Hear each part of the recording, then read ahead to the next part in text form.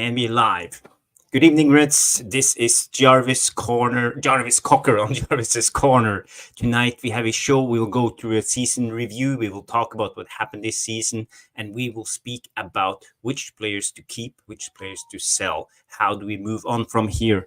With me tonight, I have Mick Ruby and Tom Journalist One, and Mark will jump on in a while because Stu couldn't be here with us today, but he will be here next Monday. So I see you guys after the intro. There is nothing wrong with your television set. Do not attempt to adjust the picture. We are controlling transmission.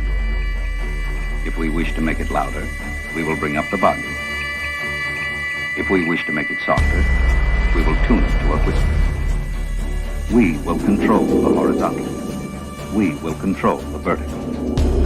We can roll the image, make it flutter. We can change the focus to a soft blur, or sharpen it to crystal clarity. For the next hour, sit quietly and we will control all that you see and hear. We repeat, there is nothing wrong with your television set. You are about to participate in a great adventure. You are about to experience the awe and mystery which reaches from the inner mind to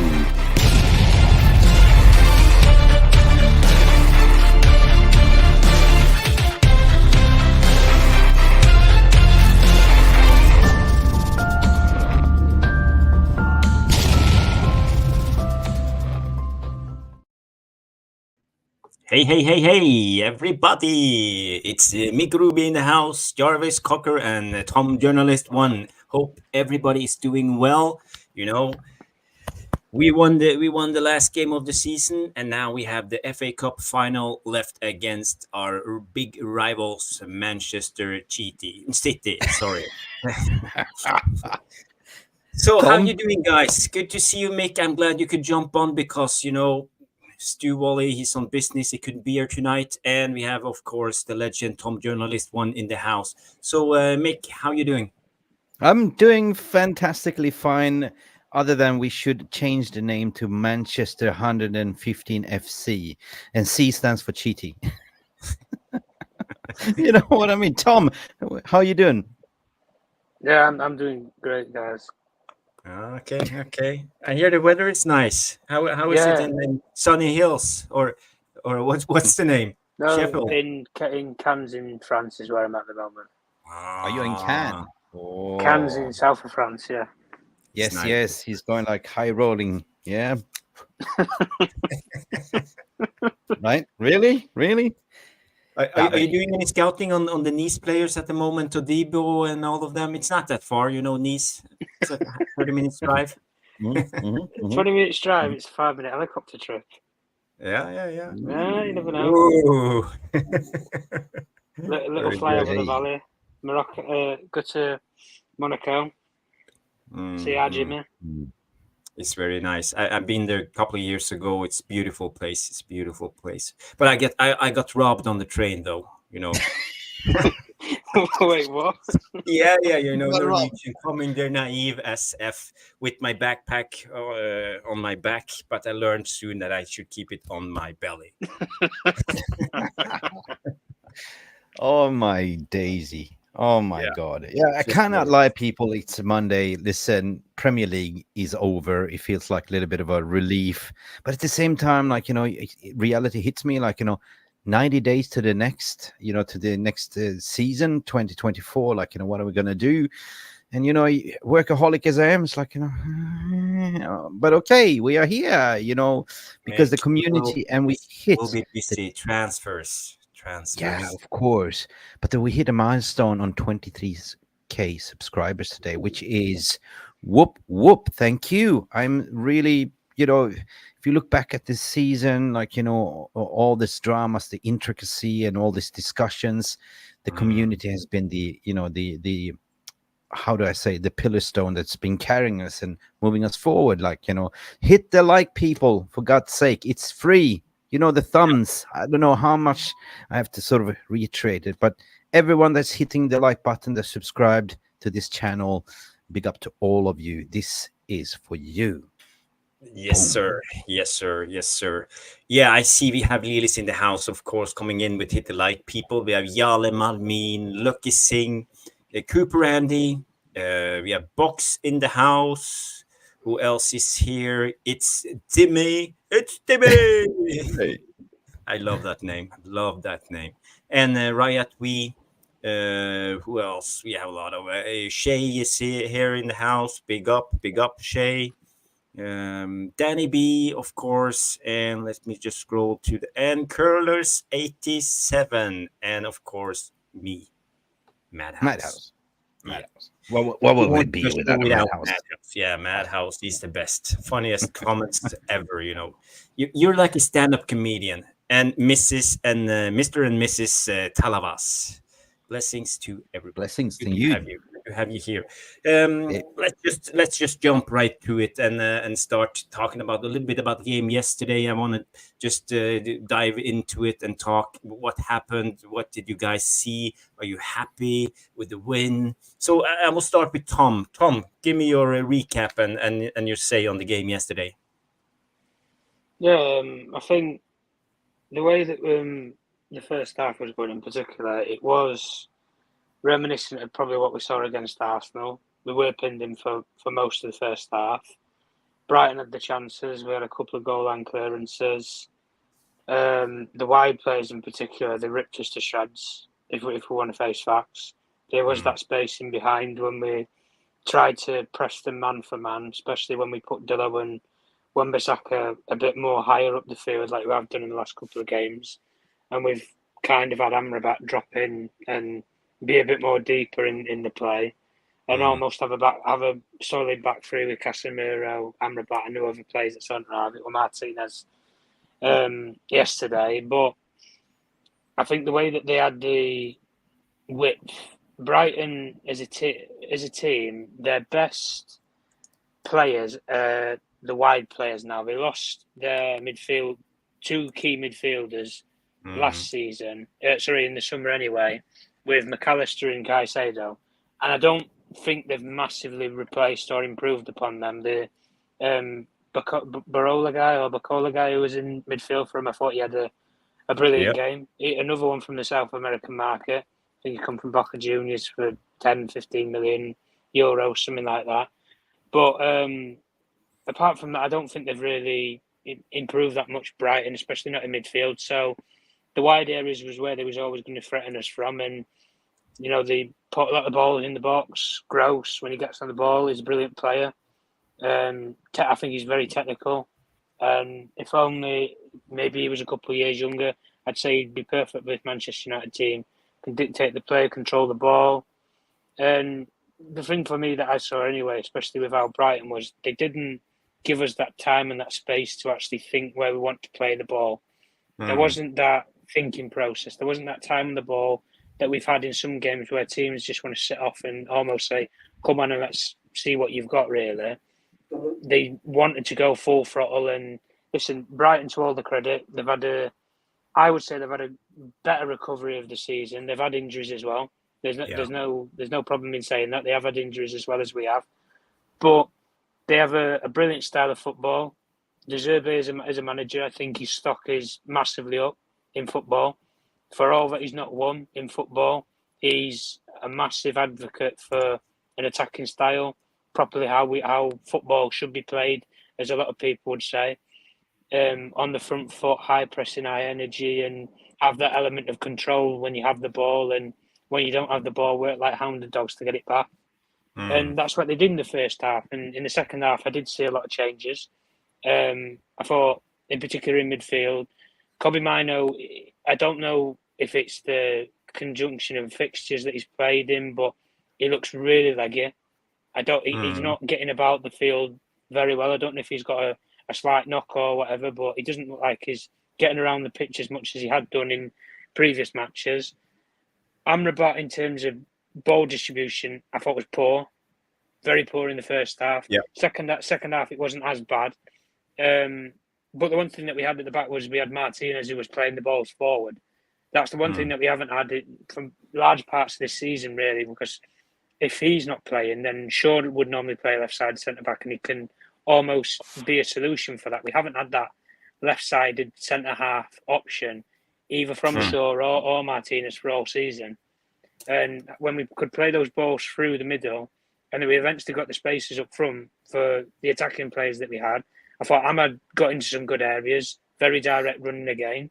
And in terms of it, I know he didn't get the end product that he probably would have wanted, a goal or an assist in the game, but he had a lot of involvement in it.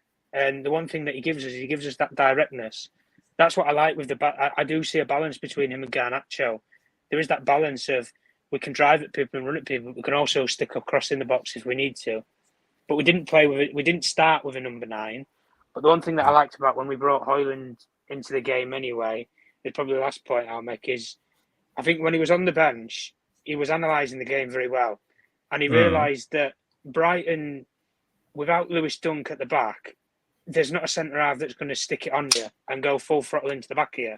So he has the time to take the ball down or move his feet side to side and then swivel on it and put the ball in and have a shot away from the box. We saw it in the previous game that we played, but who did we play? Newcastle. Newcastle. We saw it pretty much emulating the same goal in that game. We saw it against Spurs, earlier on in the season when we played 2-2. There, he can just create that bit of space and power a shot off, left foot, right foot. But the one thing that I'll say with Højlund, for all his critics, guys, he's 21. Is he 21, 22 years old? He scored 16 goals. He scored 16 goals this season with no service.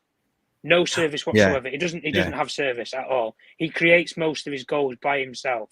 And for people who put a lot of pressure on this kid, 16 goals and 10 of them in the Premier League for your first season, an environment and a culture you're not used to, is impressive.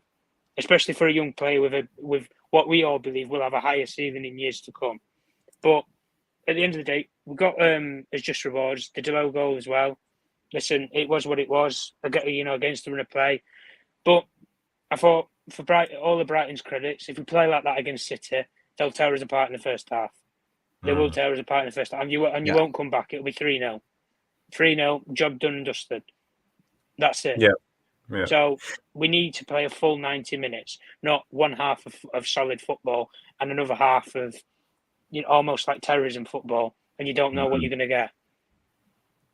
Yeah, that's true. I agree with you, Tommy. But football is always a game of two halves. But we have to be awake and ready for both of them. First half was dreadful. I must say, I agree with you. Second half was much better.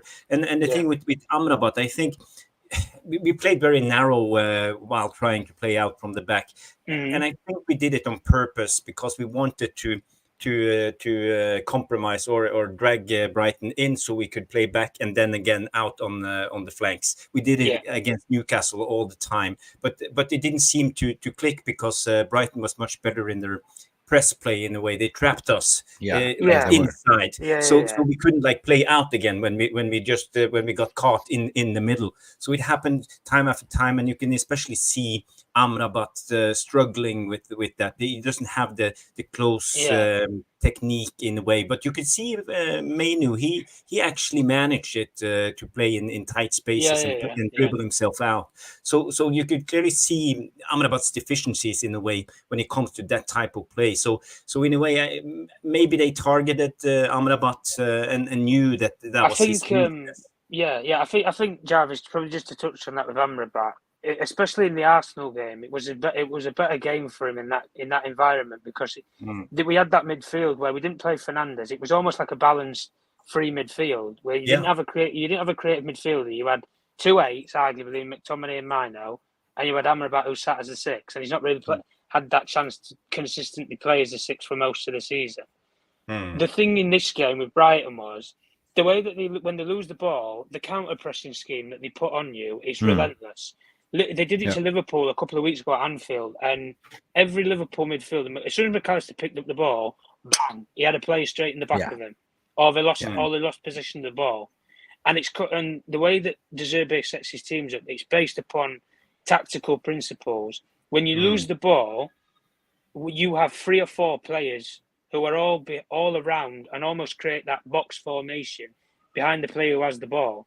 And Amrabat, for all his dues, he's not a ball carrier. He's not going to dribble past 3 or 4 players like Casimiro can do and get himself out that box system. So it's clear that you can target a player like that. McTominay was further up the field. McTominay's the easy target out of all of the midfielders if you wanted to target one of them. Yeah. But Amrabat, he doesn't have the mobility to get away from players. So all you've got to do is just stick it on him, put a bit of pressure on him, and he'll buckle. And in the first half, it worked. The only way that we got the shape going in the second half and we could actually get the balls going through was as soon as Amrabat received the ball, he didn't try and turn and play to one of the fullbacks or anything. He played it to Casimiro or Martinez. Yeah. Martinez more so. Casimiro was influential because he popped a couple of balls up towards Højlund. But Martinez, when he played the ball back, he's out of the box system. And then you can Martinez plays a quick pass out to Delo at left back, or you recycle the ball. But in particular, in this game, the deficiencies of Amrabat were there to be seen. But the way that Brighton play with energy in midfield and in the counter-pressing scheme, it's one of the most difficult pressing schemes to get out of. I believe, arguably, De Zerbi's Brighton, I would say in terms of pressing levels, is on par with Liverpool's gegenpressing that they've had for like 4 or 5 years in this league, where it's relentless and you can't get... Once you're in, and you're encircled in your own box, it's very hard for you to get out of it unless you have technical players who are gifted on the ball. And in midfield, we're not blessed with 3 midfielders who are all technically gifted. Arguably, you could say we've maybe got 1. If you want to put Fernandes in there, maybe, I don't know. But I would say Mino, for me, is the only one that can get past 3 or 4 players and run. But he wasn't... I think he was de-energised in the game, and I think it's fatigue, to be completely honest with you. Yeah, I think you're touching on a vital point. And the thing is, I think Ten Hag's game plan was to play through the center to force the opposition winger to tuck inside and then create openings on our fullbacks and wings, or whatever you want to call it, overlapping center backs or whatever. But it didn't work. Mick, how was your take on the game? Now you have had 24 hours sleeping on it, thinking of it. Well, the thing is that I saw this game as a dress rehearsal, because I agree what Tom was saying. I agree what you were saying, because if you look at Brighton, they play kind of a similar style to Manchester City, high possession, mid-block press, don't allow you much on the ball. And this is kind of a little bit what you got to give kudos to De Zerbi, because that's what he does. He studied different principles, different coaches, different styles, and he picks a little bit here and there. It doesn't really give you much time on the ball, and they're very skillful playing out from the back. That is the foundation of the game, right? So the way we set up was what you said, box midfield. We were trying to see something different, that we are trying to flood that midfield. That is something different that I've been seeing for the past 3-4 games, at least. We are trying to, avoid that big gaping hole in the midfield by allowing, playing Bruno as a false number 9, but dropping in, helping in the midfield. But at the same time, new system also creates a little bit of confusion with players. It takes time to sort of adapt. And I agree, with certain games, Amrabat works. But when you have pressure on Amrabat, when he doesn't have that much time on the ball, we saw him crumble, right? Yeah. And as a matter of fact, a lot of our players crumbled as well, including Scott McTominay, right? In a way, it looked like we were playing with 2 strikers, with Scott McTominay on top, So for me, it was kind of a little bit of a dress rehearsal against Manchester City, the way they play. But that didn't really work. That didn't click. That didn't gel. We were playing horrendous football in the first half. For me, it was just if I had a chalk, I would just do like this, cross it over. But again, right, the balance. I mean, of course, you see Licha coming back in. He's got 60 minutes under his belt. Good. Yeah. He's now ready, I think. His stats was immense. He had 100% duels won or something like that. I can't remember all of it. But the instant it changed, I think, in the second half, when you actually took out Amrabat and pushed up Casemiro front to play the CDM. You took, you gave Lisandro Martinez chance. You put in Johnny Evans, and as what you said, Rasmus Højlund been studying on the bench, starving, and all of a sudden you put him in as the front man. So for me, made a difference. As what you said, he's been creating his own goals, 16 goals this in all competition. When we first did the pre-season, when we talked about Højlund, our expectation Jarvis, if you remember, we said if he gets 15 goals, that is a massive good return on investment. But the season is not over yet. Like, we still have an FA Cup, and he can still score more goals. So, yeah, you but know Mick, what? at that time we thought that Martial would contribute as Yeah, a striker 100%, and probably scored at least 100%. 10 goals. Another thing that crossed my mind as well, that the favoritism seems to be gone. Like, if you looked at the bench, like, you didn't see Rashford. He was sitting there soaking. Antony wasn't even given minutes. But for some reason, we have to put him in. And when Rashford came in, he looked, as per usual, disinterested. He's packed his bag thinking about Marbella, Ibiza already. But you could take sort of compliments from the second half to say, okay, it was a dead rubber game, but 2 points. It's so vital for the confidence because we needed this victory. Even if we didn't finish 7th, we finished 8th, but that brings you confidence into going to City, at least, that you got that 3 points in the bag and a victory, right? So I would just say that right now, like, study City, they are on a high at the moment, probably drinking their asses by winning the 4P, which absolutely gutters me. But it's a cup final. It's away at Wembley. Larger pitch means larger spaces. So we need to be like a little bit more narrow, but at the same time being compact. So I like what I've been seeing the last couple of games, that we are more compact and more defensive minded. And when we do hit on the transition, it's actually starting to pay off. Yeah. I mean, with City, like you said, Mick. Anyway, when we said about almost like it being an audition for that game, the thing with City is everybody always talks about the space that they're leaving behind, and everybody's going to put 2 and 2 together. Like you said, Wembley, big pitch, and the spaces are going to be in behind. I don't necessarily think that's going to play in our favour, just based upon with how many centre halves, natural centre halves they have. They play with like 4 centre halves, don't they? Now I think they have Ake, Akanji, Stones, Diaz, Gvardiol. Wherever they play, whether they play them at left back, right back, centre halves, whatever, they're all naturally centre half players. So with the spaces in behind, those defenders are going to know that based upon when they've played as centre backs their whole career, they're always going to be running back to their own goal. That's the system that they've always been brought into to play. So they understand that side of it. In terms of the midfield, Manchester United can beat Manchester City through the midfield. The only way that you can do it, though, is you need to have fast, intricate players who can play the ball, 1, 2 quick passes and turn on it. And as I said before, the only player that they'll do the exact same thing what Brighton did, but they'll do it a lot more compact, where they'll have the box option on one player. They'll target one player in particular. If Amrabat plays, and he plays, whoever plays in that 6 role, whether it's Casimiro, McTominay, or Amrabat, they're going to target him. Because none of those 3 players that I just mentioned who can play the 6 role can turn on the ball. They can't. They can't beat a man and run 30, 40 yards. They're not ball carriers. They don't do what arguably Ten Hag wanted when he wanted Frankie de Jong. Frankie de Jong is that player who, in that box system where he gets counter-pressed on by 4 players around him and he's boxed in, he can get himself out of tight spaces. Kobe Mainoo can do that, but he does that as an 8, not as a 6. Yeah, true. We don't know what he's going to turn into anyway as a player. But I think his better works up the field than it is down the field. And that's the issue that we need to resolve in the summer. We need a number 6 who arguably is young, creative, can have that bit of a flair side to him, and he can get away from 3 or 4 players. We need a mobile number 6. And if we're going to do that in the market, you've just seen what I just said about Bacola, the kid who Brighton have just brought in. That's what I'm talking about. A player who can go into spaces, pick up the ball in pockets, and if he gets counter-pressed on, he's not panicking. Either he'll play the ball back because he knows that he's going to get slammed into and win a free kick, or he'll just turn on the player. But in the City game, that's what City's game they're going to adopt.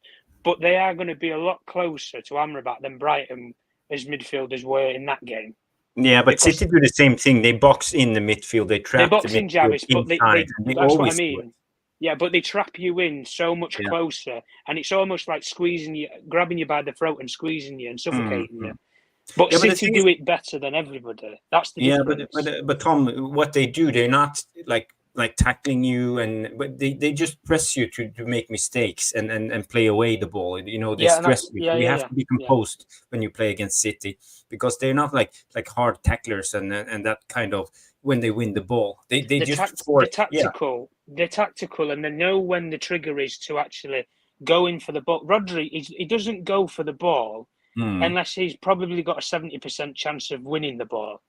And the thing with City and the thing with all these teams that are very good with a counter-pressing system is they don't instinctively just foul somebody for the sake of fouling them. They'd rather the game keep flowing because they'll just shift to the other side of the pitch. And it's almost that compactness of, well, if the team's going to recycle the ball, we'll recycle onto the opposite side of the pitch and outnumber them.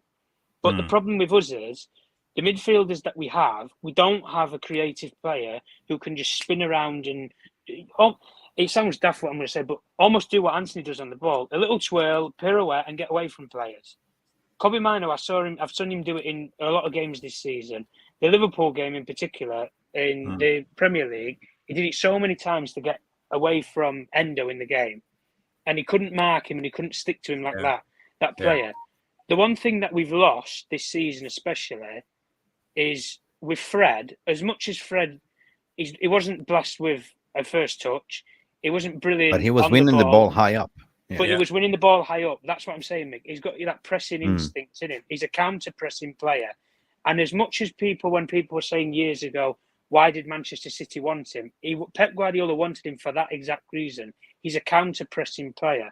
And in the right system, and as much as we say it, when Rangnick came in and he tried to instill that counter-pressing, gegenpressing style, who was arguably one of his better players in that system? Fred. Because he played him in the number 10. He played him in the number 10 and everybody's like, well, Fred's not a creative player. He's not a creative player, but he's going to get about the pitch. And he's going to give you that. He's going to give you those areas where he can target players. And we said it when we played in the Manchester derby many a time. He sticks to De Bruyne like a mosquito. And he does the job well because he's a counter-pressing player. But we never used Fred in the right way or with the right manager. You have to check out this guy called Quentin Timber. You know, Julian Timber, twin brother. Wow. It's Timber. It's his brother. Twin brother at Arsenal. Twin brother. He plays at Feyenoord. He's like Fred, like a very tenacious, aggressive midfielder. To drive with the ball. Very good. He's a driver of the ball as well. Like, you know, he's very good. I suppose he'd be good on the ball. Yeah, I suppose he'd be good on the ball if he's Dutch though, isn't he? Still. Yeah. Because Timber. Yeah, both of them's Dutch, but we don't have that player who's massively young and who you can develop. That's the problem that I have with us right now. And when we had the question last week, when we said about it with Amrabat, that's the thing that I'm a bit sceptical about if we did buy him. Because you're buying somebody who is useful for some games, like when we played against Newcastle and Arsenal, is useful in some parts of the game to use him because he'll stick a tackle on people. He's almost a younger version of what we have with Casimiro, and he's a bit more mobile, but he doesn't read the game well. That's his problem from a defensive point of view. He's not a great reader of the ball and where it's travelling. But the problem with us is we don't replace players with like-for-like systems. We don't like when we go into the summer now. I hope people like Wilcox, when they look in the stands and look at it from a tactical aspect and think, we need youth in that midfield. We need a young number 6 who can arguably, pardon my language, get you out of the SHIT and turn on the ball, and then you're going to go dive it down. But we need to go into the market and recruit a player who's young enough to do that, or if they don't turn out to be that kind of player, you can still have the years on them to develop them to play a different role. That's the only thing for me that I'm saying. The thing is, we had Herrera and replaced him with Fred in a way, but now we don't have any of those type of players who can do that role. So that will be one of the main targets for the summer, I believe. But what you spoke about before was having a central number 6 who's good on the ball, and this is where Frankie de Jong comes in, or a type like him. Mick, 3 points actually there. Yeah, I mean.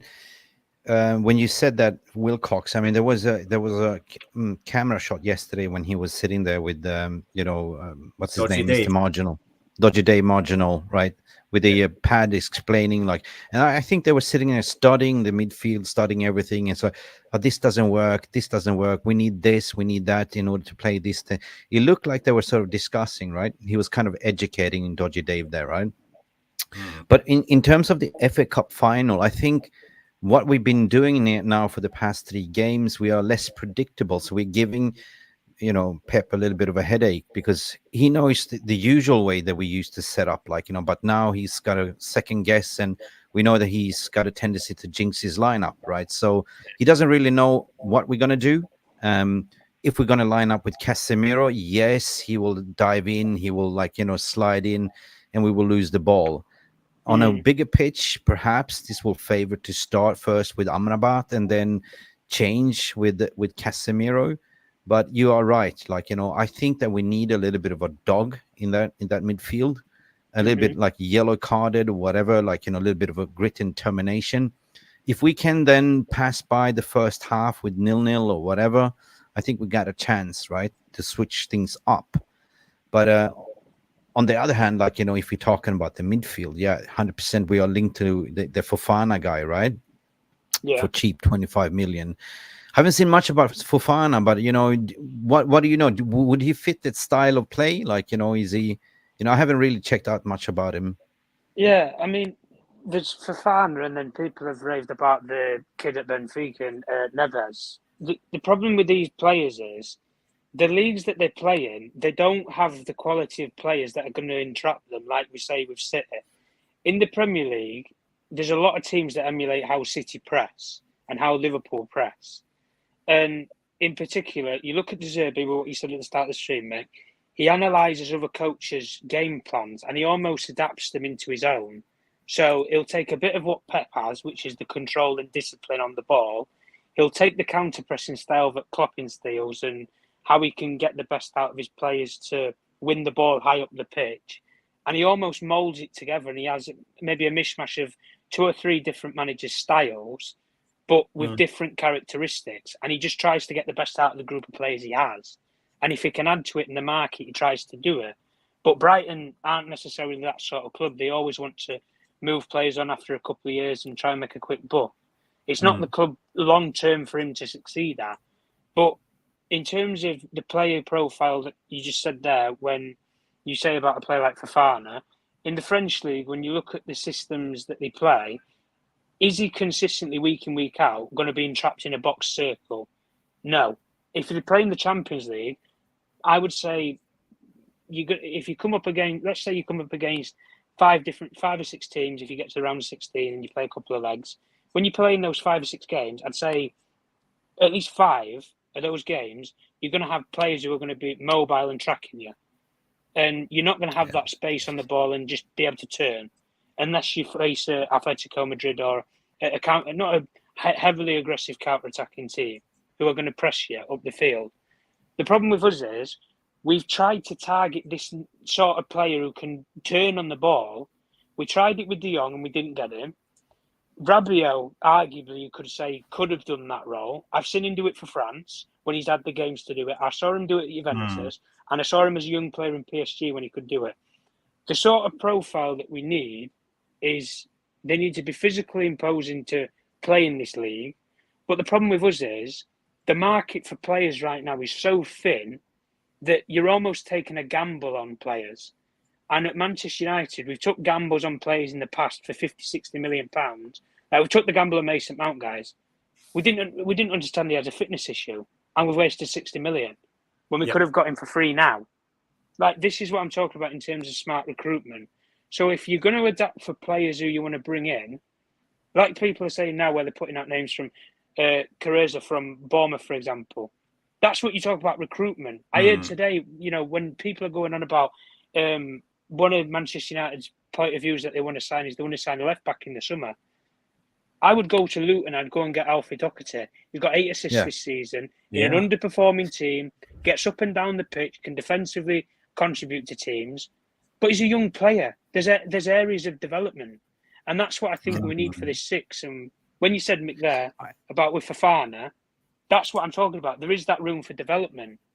But we need definitely we need to recruit in an anchor in the midfield, like a Rodri type, like a stature. You know what I mean? yeah, that's that yeah. And that Rodri could wasn't brilliant in that first year. He had to no adapt and he had to no. But hear me almost out. Hear me out. Like when you're restyle. speaking about we've been linked to the left back, it has to do something with the injury crisis with Luke Shaw and Malacia. We don't know when they're going to return. But if you look at the right back position, we only have, if we're selling Wan Bissaka, we only have Diego Dalot. We don't have anyone else there. So right back needs to also be addressed. For me, my priority this season was be 100% look at the backline positions. We've been linked to Lenny Euro. Amazing player. We've been linked to also Todibo. We need a leader. We need an older, person that as well. We can't just play with kids. And then address the left back position, like you said. What was his name, which you just mentioned as well, from Bournemouth. From from Luton. Yeah. And if you want to have a different attacking option, then you go for a right back / winger defender in terms of Borussia Mönchengladbach's what's his name now? Fuck, I forgot. We were linked to him. Not Frimpong. Yeah, Frimpong. Yeah, Frimpong. Leverkusen.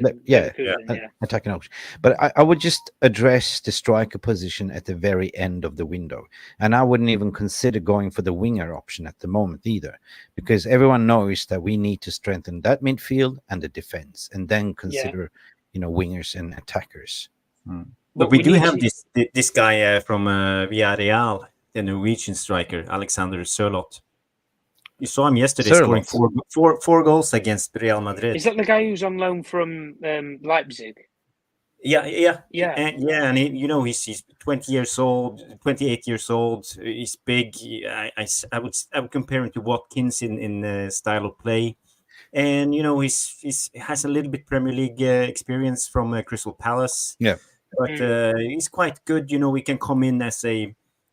And he and Højlund can fight it out. He's not that big of a star, but my only worry is he will probably be too expensive. If he's probably the top scorer of La Liga. That's it, Jarvis, and that's why I'm saying with this new structure that they're putting in place, if we look at what we need, right? Varane's leaving, so you're going to have to bring a centre half in. You're going to have to get some cover in there. You've got a free transfer for a kid from the guy from Fulham, for example, Tosin. Who I think had a brilliant season at Fulham. He's already got a connection with Wilcox because he actually worked with Wilcox through the City Academy. So there's a connection there to bring him in. That's a free transfer for a centre half. I've just said about the kid from Luton, Alfie Doherty, who you could bring in at left back as a prospect. If you have fitness issues with Luke Shaw or whatever, fine. You can always rely upon the next one to come in, which could be Doherty, to have an opportunity and have a chance. He's gone down with Luton. They're going to struggle financially, so they need to bring in some money somehow. And Mick just said there about Frimpong. I think Frimpong's got a €35 million release clause in his contract. 100%. And he's part of the City Youth Academy, which Wilcox formulated again. There's three issues that you've just solved there. Arguably, I don't think you're going to spend more than £50 million getting all three of them. I really don't. True. And then and that's what we talk about with smart recruitment. Yeah. Then you also have this Anselmino kid from Boca Juniors as well, which is led to believe if we buy him, we're going to loan him out to, Nice and then get Todibo in potentially. And Todibo is another one that you can get for 40 million, right? Yeah. So, I mean, I think we need coverage that, like, if we're going to play a possession-based, attacking-minded, transition-based football, Frimpong would be the option. Luke Shaw provides that on the left-hand side, but you can't rely on Luke Shaw anymore, right? So things needs to be changed. I say arguably to say that the midfield needs to be strengthened, right?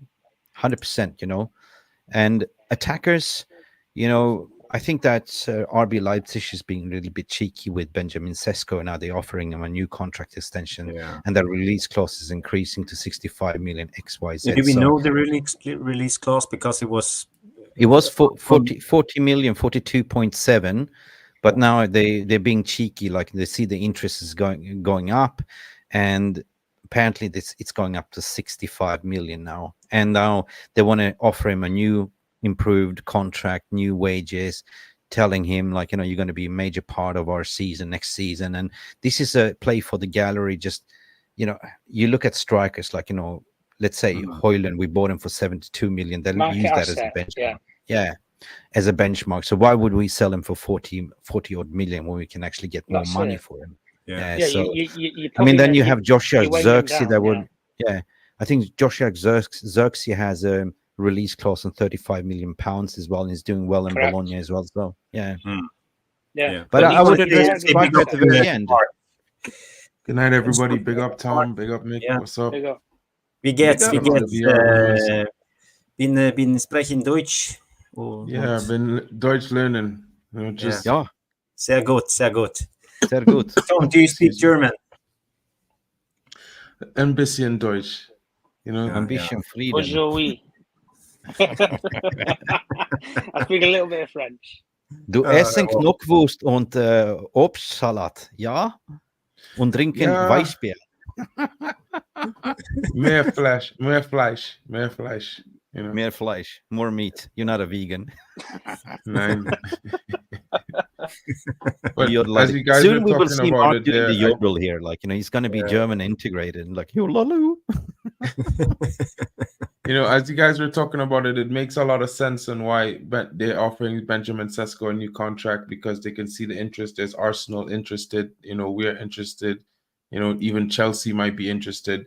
You know, but you never know what could happen. The player still has the opportunity to refuse, because if the offers coming in are better than what he's getting from them, why stay there extra 2 weeks just to make them more money when it's possible that the deal could fall through? Because you know, everyone's going to still, I think, manage their spending to an extent this summer because of the FFP issues that went on before, until the new thing comes into play. But for United, you know, we need to be creative. So I urge everyone to, you know, consider the fact that we might not be getting a lot of big names. It might be some unknown players or some cheeky signings that have the potential to be better. So we have to be open to that. That might be a possibility. Alien Tenno comes in and say, I can speak German. Oktoberfest. Yo, funny thing, Oktoberfest is in September. So, you know, if you have the time, Alien, come through. I'm gonna be there for sure. Guys, I just want to share something that I saw on LinkedIn today, like on LinkedIn Professional Network. And there was one guy propping up, like, you know, Sheikh Mansour. They say, oh, like he bought this club for 250 million. And look, it's turning into 5 billion. The absolute share abuse that he got. I could not believe it. People saying, well, what about the 115? What about the inflated? What about this? What about that? Like, you know, the thread went on and on and on and on, right? And I couldn't believe it. But anyway, let's say, like, you know, I think we were looking at about 6 to 7 signings, but it will be like, you know, out of the box recruitment. And I agree what you're saying, Tom. There's certain ways you can spend, you know, maybe a net spend on 250, but do it smartly. Do it smartly. Some people mentioned Joselu from Real Madrid, an older striker. Probably you can get him for 20 million, something like that. I'm not sure, but the thing is, guys, we don't know yet. We don't know jack shit. 100%. Yeah, we don't know anything, but there's a lot of rumors, and we heard today Ross Barkley is linked to Aston Villa, and Aston Villa is also linked to the Barcelona centre back. So what's his name again? Argua something. Argua. Yeah, apparently they're hiring me. Araujo. Sorry. Yeah. So basically, all the players we are linked to is getting linked to other clubs now, and yeah, it's the silly season. Yeah, I think so, dude. At the end of the day, man, you know, the transfer window opens in 2 weeks. We will see what happens. We are here to focus more on the outs and then ins, because for me, outs is so important, guys. Really, first time we have an opportunity to do so, and we will see what this, you know. This INEOS revolution machine is all about. Like, you know, will the back to manager because today I saw another manager being linked, and there was Fonseca. They're just adding on, like, you know. And I read something today about somebody has secretly paid 4.5 million pounds to release De Serbi. Yeah. We will see. And Gurasi release clause is valid again, 17.5 million. Maybe he will be the second striker. Gurasi. That one would be nice because of the price and because of what he would bring to the team. He's out of the box, something different in the Premier League. He's very physical, strong, big guy. Knows what he's about. The only problem is he's got UCL right now, so we definitely have to win the FA Cup if we think.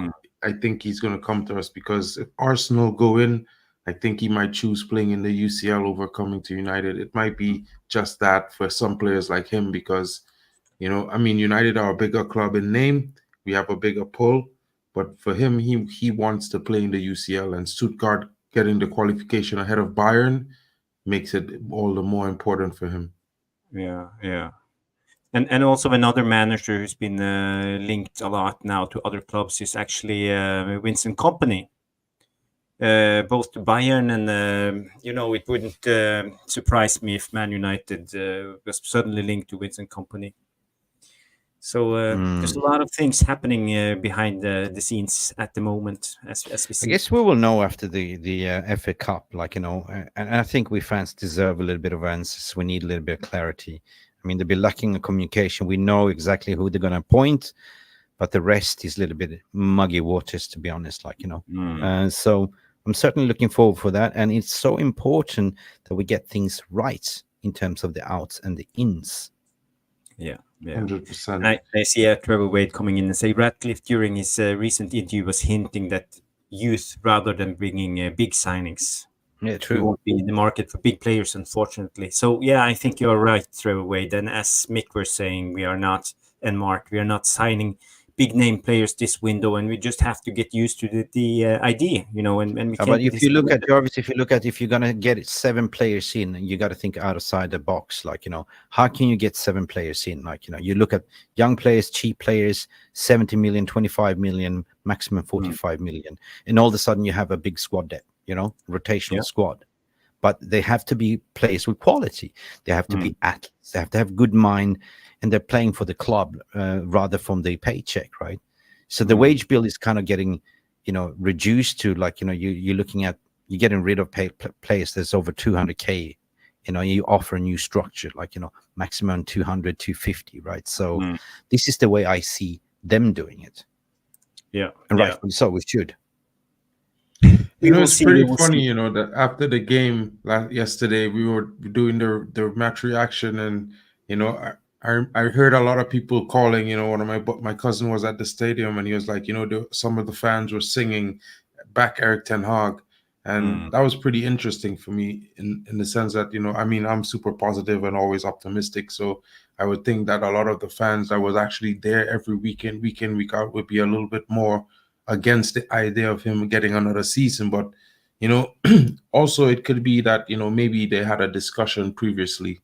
So while the fans are in limbo, if we proceed with signing snap of the finger as soon as the window opens, then it's probably inclining to the fact that they planned with him already, which have already been discussed. We all got information that they were consistently making plans with him, even though it was up in the air. Yeah. I think so. I just want to move on to the next segment of the show. We are in 50 minutes into the show already, so time flies when it comes to Jarvis's Corner. Is always like this. I see a lot of comments and people. If you have questions, we will do a Q&A session at the end of the show. So get your questions in, and I will save them for later. So that will be fantastic. Whatever you want to talk about, transfers, Man United, FA Cup final, the manager situation, whatever. Bring the questions in, and I will try to address them. Now we have the next segment of the show, and this is basically we are just going to look through the squad and see which player we should keep and which player we should sell. And we're just going to try to make it short and sweet. Yes, no, short comments, because we have to go through all the squad, so we can't do this for 5 hours. So gentlemen, if you will try to be quick when you do your assessment of the player. This is what I have added. This is the squad picture, and basically I will just go in here with the marker, and let's say if you don't want Maguire, we put a big X over Maguire, and he's gone. You know how you can finish this in 10 seconds? Well, let's try to make it interesting. Just take a whole cross over the whole thing, Jarvis. No, This is how you can finish it. So we don't you're- want to be Chelsea now. We got to be careful. I can do like this and leave out. Just joking, guys, joking. Yeah.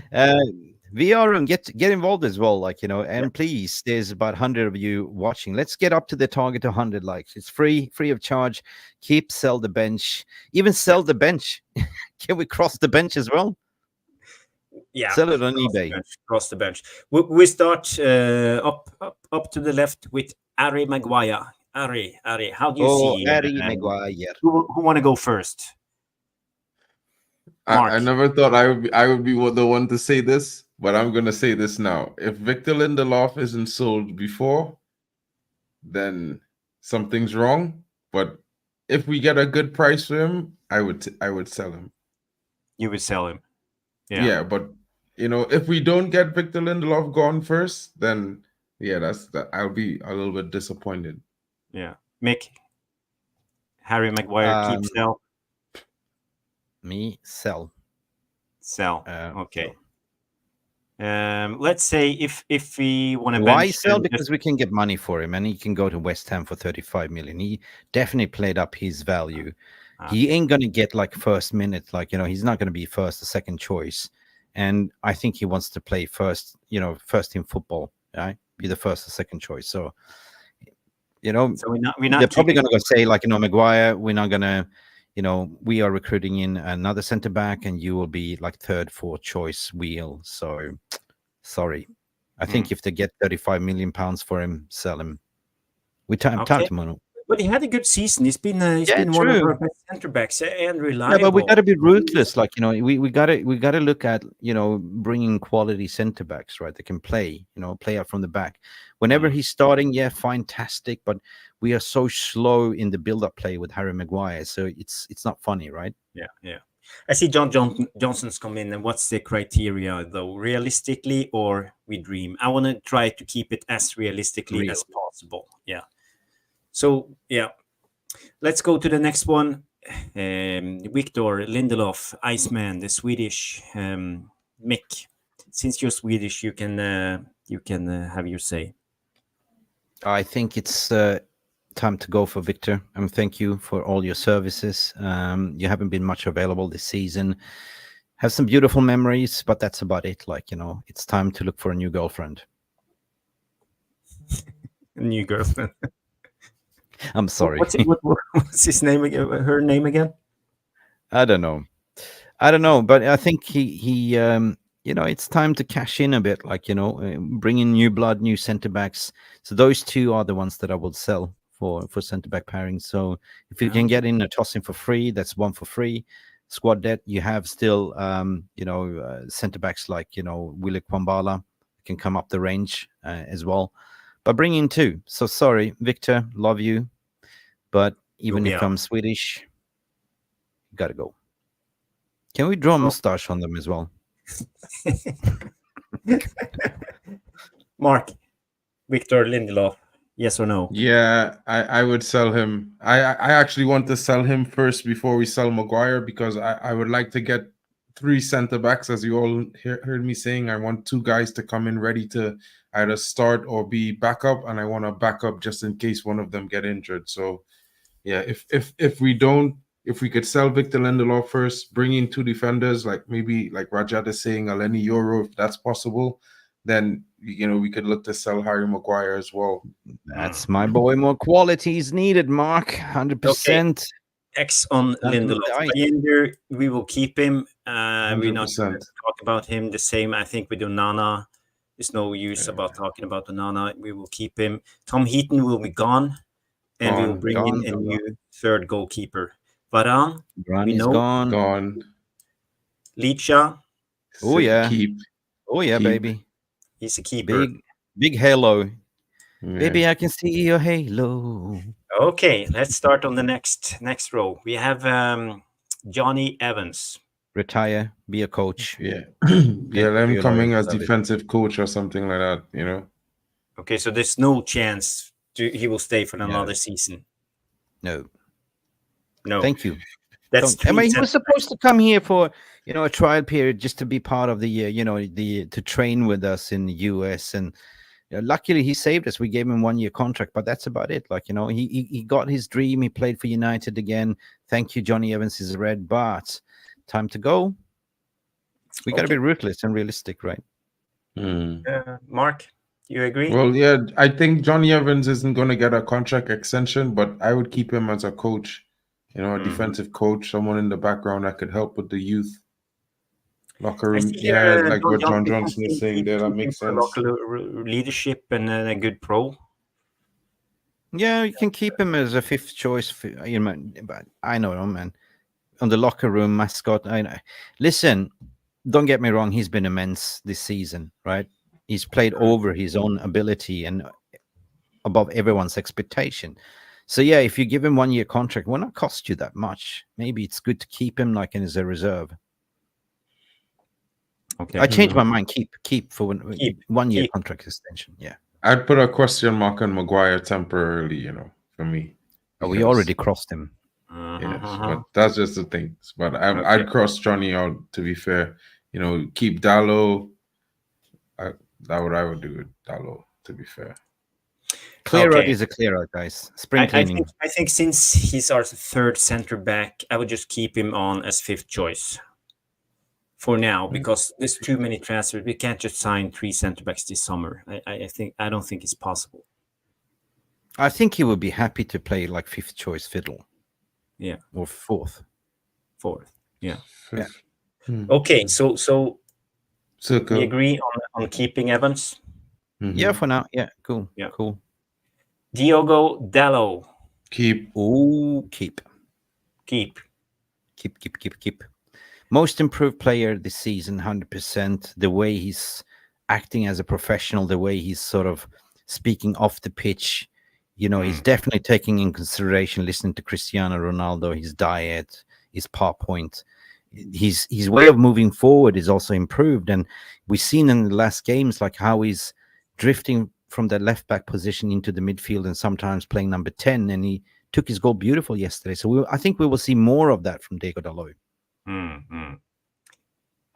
VM agrees. Lily, Stanley B, mental ball game, and Riot definitely keep. Everybody agrees. Riot V, a good mentality. Diogo. So yeah, he will stay. The next one is tricky. It's Wan Bissaka. And we got to keep this realistic. Is this the time to go with Mark? Mark, sell him or not? Mark. Well, I don't think he's gonna stay. I think they're gonna sell him, and that's mostly because I think what Ten Hag wants from him, he's not getting consistently from Aaron. He wants him to be flexible, to play either right or left in the case that we do have someone available, something like what Dallows do. And we all know he fancied Frimpong. We all know he fancies Denzel Dumfries.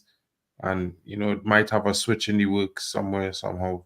So I feel like we're going to cash in on Wan Bissaka this summer. So, Jarvis, what do you think?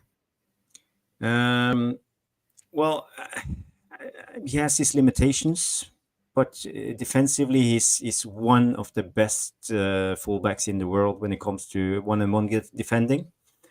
At the current moment, I think it won't be possible to replace him. So I think if we don't get a huge offer for him, I think we should just keep him, because if we are buying a new right back, it will probably cost us 40 millions. And at the current moment, we can't put our money in that position. Okay. Yeah, so I will keep. Right, me. You know what? Sentimental value. This has been me being ruthless, realistic. Yeah. This season, I think he's regressed rather than progressed. Like, in a system where you demand overlapping, bombing forward, he doesn't have it in this locker. And he's 1v1 defending is also not been on par lately either. I think he's already on the chopping block to be sold. And I think we should sell him to Marvel to do the Spider-Man 3, the spider legs. So good luck. I would say thank you for your loyal service. And in a system when he worked under Ollie, under that style of play when we needed him, but now things are changing and he doesn't really suit the team. So for me, I got to be ruthless and real. I think that we will sell him and potentially get a more attacking minded player with the defensive abilities. Even some people like Mark saying play Antony as a right back winger, but I don't agree. I say get a Frimpong in, get a potentially like, Dumfries. Yeah, I see most of the VAR room want to get rid of Wan Bissaka. Tom, you are back. What's your thoughts? Wan Bissaka, keep or sell? Realistically. Right. So what are we doing here, guys? We are playing a game, keep or sell. So Okay. we are coming to Wan Bissaka right now. Yeah, I'd get rid of him. I don't think you'll get anywhere near 50 million back for him, but I'd ship him off wherever. Okay. Then we X Wan Bissaka. Next one up is Amrabat. Maybe Tom can go first. You say keep or sell? Well, he's actually on loan, so you know what I mean. It's not keep. It's either buy or let go, right? Well, we have an obligation to not obligation, but what's it called? Option to buy him. Yeah. So 13 million pounds, 18 million euros, I believe. How old is he? Is he 20, 28? 27. Wait, 27. But we've bought Mount to be a long-term midfielder as well, but that's my only issue. One of him or Casimiro is going to go, and if we get rid of Casimiro, Amrabat, as much as I think it's a bargain, guys, I think there's better out there. It's a bargain. Look at the squad depth. I'd take a risk, and I'd try and get something better. I mean, Fiorentina don't exactly need him back. They don't need it. They've already replaced him. Yeah. So there's a bargain. All right. I want to buy one. Tom? I'd buy another DM though. Even if we do keep him, I want to buy another DM. Yeah, we will still buy another DM, but like if you look at squad depth, like if we, maybe I have my say right now. I would say I'd rather keep him, trigger that, and use a negotiation, to lower down. As you said, Fiorentina already moved on. He doesn't have to be a starter. You can keep him on the bench. You have the seniority. I mean, utilize him. I mean, he's a utility squad player as well. He can play multiple positions. And I mean, when we go further on in the list with some of the other players that we're probably going to say that we get rid of, I don't think you're going to bring in 3 midfielders, arguably. And I think we probably are going to when we look at the list in front of us, we're probably going to get rid of 3. So if you can maybe smack them down a bit on the price, then it might not be as bad. But it depends on what else we do in the market, though, because like we've said before when we were discussing about midfielders, we plucked up like 4 or 5 young players' names from South America, from Portugal, from wherever. Do you take a risk on one of them younger players, then invest however much, 15, 18 million, like Jarvis is saying, in Amrabat, who's 27 already? Arguably, his best years are probably going to be behind him in 2 years. And we might have the same conversation that we're having with Casimiro right now, where is the league going to build up in terms of intensity and pace, and he's going to fall below it, and he can't keep up with the run of play. Yeah. But no, I don't. Tom, I don't hear anything coming out from the club, sell or keep at the moment. This speculation, so I don't know. Perhaps they will do. Perhaps they will assess on the FA Cup. Yeah, for me, I wouldn't know. But you guys go give your opinions. I don't know. It's a loany, man. I would say if we could negotiate somewhere in the region of 15 million, keep him squad player, because we probably will buy another DM. It'll probably afford us the flexibility to go and get a young DM with potential. You know what I mean? To come in and rotate. Because don't forget, we have Dango Jr. coming back from loan, and I think one of the big decisions coming up to this window was the fact that they let off Aaron Hansen and they kept Dango and sent him on loan. So maybe they was preparing him to come back and find a place in the squad. So, possible. We've got Hannibal as well. To be fair, he's only on Hannibal. I don't know. I think he's rough and he's not really got much experience. But he fell out. Would he coach at Sevilla? It's been a huge problem for him and Manchester. He's not really set. The problem with players like Hannibal is I don't think he's settled in the Man United environment. He had a good couple of run of games, but after that, and when we started getting a couple of midfielders back, like McTominay come back and Casimiro come back from injury, he fell down the pecking order and he never really fought for his place back. The problem with Kobe Mino is whenever he had the opportunities to play, either in 15-minute little sessions, or if he actually got a full game, he proved why he was classes above the other players around him and why he should start ahead of them. I don't think Amrabat, arguably, when he's come in the side, has proved why he should consistently be in the team. But the only problem is we're playing him now because we've got lack of numbers. That's the only reason why we're probably playing him. Yeah. Realistically speaking, I think the club will release him. If I think realistically speaking. I mean... Okay. Yeah. So we got to be real. It's a sell. It's an X. It's not a sell. It's just not buying him. That's it. Like, unless we can negotiate for another loan spell, like in another year, be box clever. Keep Ahmad. Ahmad, I think the panel will agree. Keep. Yeah. Keep.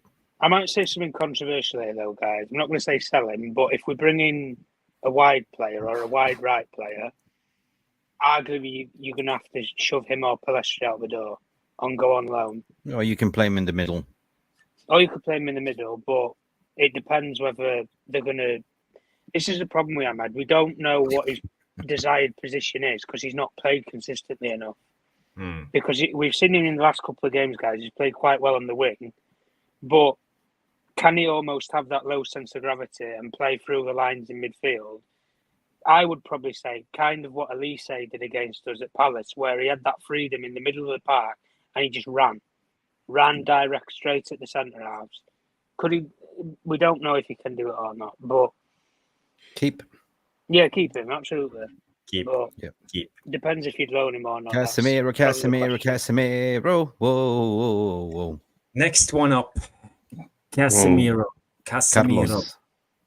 Champions League Casimiro. So where do you guys stand? He's on high wages. I think he'll be gone. Probably want to go to Saudi. He said in a recent interview, but that he wanted to stay, didn't he? Yeah, I think so. But it's not... Yeah.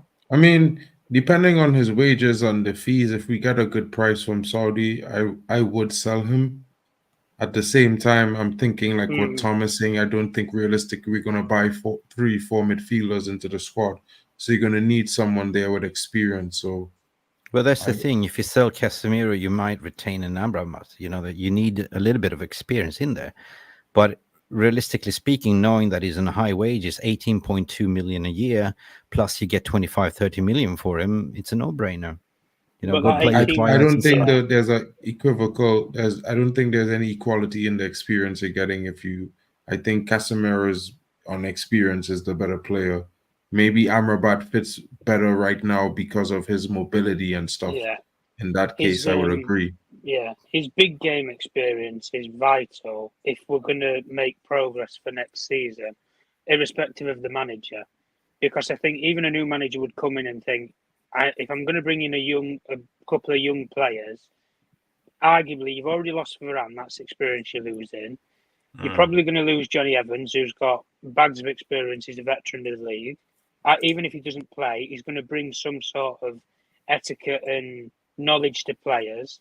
You're already seeing it at Chelsea. They've just lost Thiago Silva, who's an experienced player for a lot of those younger players in that squad. So Casemiro, it depends. You balance it enough of what you're gonna do in the future. If we're going off the model of we're going to buy younger players, what you just said there, Mick, about we'd save 18.2 million on a year.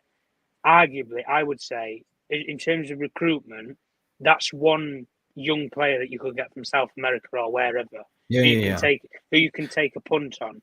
But That's Tom, you know, saving a you got to year's think wages. about how the club are thinking at the moment, like realistically. Like, I mean, we're not speaking as fans at the moment. You've seen that got rid of the high wages. Varane, they didn't want to extend his contract, so definitely they're looking how to get rid of Casemiro. That's like That's what 18.2 yeah. million But plus him and money coming in. So there's a no-brainer. They're probably going to sell him. him and Casemiro. Correct me if I'm wrong. I think they're the highest players on the wage bill, but besides Rashford, I think they're the both of them by a couple of grand. Rashford, can't wait to get to that one. But that's the thing with Casemiro is we've seen him this season in particular. I think the league has gone one direction and he's almost going in the other one. I don't think the fast pace of the league suits him when he's isolated on his own. So it's either you're going to bring in somebody who's going to sit next to him and almost learn off of him, like we wanted Højlund to do with maybe Ronaldo or a Cavani could have done with that experience, or you're going to just bring somebody in to be a like-for-like replacement of him, but with maybe 5 or 6 years more legs in him, and who knows if we can develop them. But no, I think so. Let's be ruthless. Let's decide, guys. Sell or keep? I'd sell him personally. Yeah, also. I'd keep him. I sell. That experience is necessary. So we're 50-50 on the panel, and I would go with the VAR room, and I think most of them would say keep, as I see here. So I think that is great. I know, but I'm thinking like the club, like, you know, how we move forward, right? Financially, it makes sense to get rid of them now. Like when Mick just said they're 18 million, and you don't have, and you might get a 30 million or 40 from. You never know what you can do with the Saudi Arabians. They'll pay stupid money to bring experienced players who've actually done things in the game to that league. And if Casemiro, listen, I changed my mind. Keep for leadership and experience. It's good to have. You know, you got 2 years left on this contract. 100%. You got to have some leadership, right? And you can sort of play him not every game, but yeah, that's settled. Casemiro is staying. Next one, Malacia. I'm gonna be controversial. I'll pair the two of them together, and I'll say sell them both. Pair them two together, yeah. The two on the left, those two left backs there, I'll get rid of both of them at the same time as a pair. And I want to say that I have nothing against Malacia, but I just fear that the mental shock of his injury is going to also impact his you know what his performance is going to be, and with the high pressure situation that he coming into next season to try and recover. I feel afraid for him as a player developing further. Yep. Look, I don't know if it's a career-ending injury, but you know, if ALS, knee injury, the impact, I don't know. Luke Shaw. Listen, I like Malacia, what we've seen the first season, but will he come back and be the same player? That's the and the fact that they're actually going on the market to get a cheaper version, 25, tells me an indication there's something seriously going on there. Yeah, I mean, it's nothing against him. I like him. I just feel like it's more to do with the mental issue or the injury that's keeping him out of the rather than Mark, he's younger. I rather keep him and sell 100% Luke Shaw. That's the thing with Malacia, though. He could get a new coach coming who might be able to get something different out of him, or Ten Hag might look at him and think, well, if we're going to offload Shaw anyway, and we're bringing somebody new in, it's almost like an even playing field, because it is who's going to fight for the first team spot. Because I think when he come in, I think he would have been a bit apprehensive to think that he was going to replace Luke Shaw straight away. The problem, the thing with Malacia is he actually has some asset value that you could maybe get out of him if he can develop him. And you might get some of the money back that you paid for him, and you're not going to make a loss. Or you might get the exact money back for him.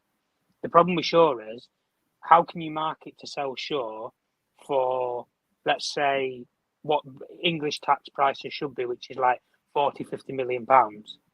You're not going to find the club that's going to pay that for a player who's got the record that he has with injuries. And like Mark said before about with Malacia having sort of this mental scar that he's going to have mentally in terms of this injury, Shaw had that about 4 or 5 years ago in that season with Van Gaal, the leg breaker. And I don't think he's ever the same when he wants to win a 50-50 challenge. I don't think he's All a I'm bit saying, apprehensive. there's something Not going the on. same. This It's not all I'm comparable with Malasia. He's just been injured. Martinez has been injured almost the same amount of time when you Yeah. count True, the end true. of last season. True. I No, mean, we just got him, so I like I keep say, him. Jarvis, like I only saying that based on, I just worried about his development. Like as a player, I think last season he showed that he's a good quality player that he could replace Shaw eventually. Because we was all, likening him to the Evra and stuff. I think he's a quality player. I was just worried about the pressure because this season everyone knows he's injured, but everyone the joke running is where's Malasia. You know what I mean? So, Me personally, I keep him. We just got him, but there's an indication that they are looking for a cheaper centre back on £25 million range. So I'm just concerned about his, if it's his career is over or not. So, but if it's not, I keep him 100%. Like if he's coming back fit in the summer, it's a younger prospect. We've seen, glimpses of him 100%. Luke Shaw moving on next needs to go because of his injury record, but the problem is like who's going to take him on his wages, and I don't even know how many years left on his contract. Is it two? I think it's one two. on a possible extension, but I would sell him for 25 million if I could get that, bro. I'm honest. Yeah, I mean, on his fit day, Luke Shaw is really, really good, but the amount of availability that is available, I'm looking Summer for of 27 contract expires. There's the same football though, guys. Your best form of ability is availability, and he's not reliable. That's the problem with him. We don't know when he's going to go into a 50-50 tackle and he'll come off worse than the other player, and he'll be out for 4 or 5 weeks, and then suddenly you've lost the player for a month. And if we're going to try and build a team that's going to win consistently week in, week out, you need a backline that's going to play, I would say, 80%, 70% of your games in a season. If you don't have a backline that's the same back four for 70% of your games, you won't win trophies. It's as simple as that. You saw with Arsenal last year, they got so close to trying winning the title. They was ahead. They lost they lost the whole left-hand side of the pitch when they lost Saliba and Tomiyasu. I mean, as soon as they lost the whole left side of the defence, it crumbled because every team just targeted that area and they got success from it. With Shaw, if he pulls a blowout and he's out for months or for weeks, like he has been this season, or fitness issues, what are we going to do? You're going to then have to rely upon Malasia, as we've seen this season, isn't there.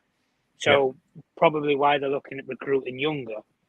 But I think age will come down to it with a lot of these decisions, to be honest, being development. Okay.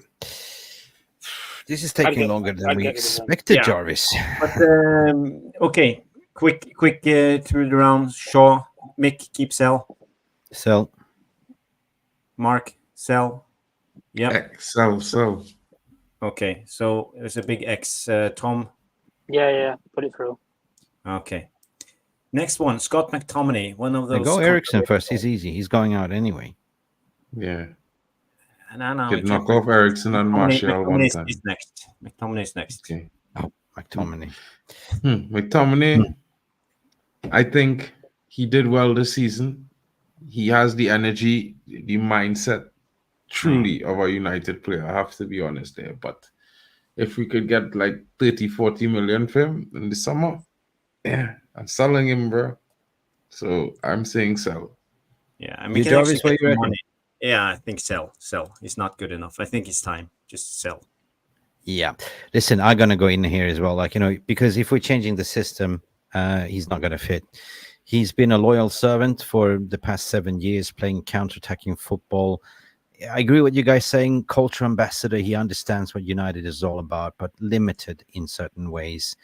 Perhaps it's good as coming off from the bench, but if we're going to sort of be a serious team, we need to look beyond Scott McTominay. Time is up. Sorry, cross.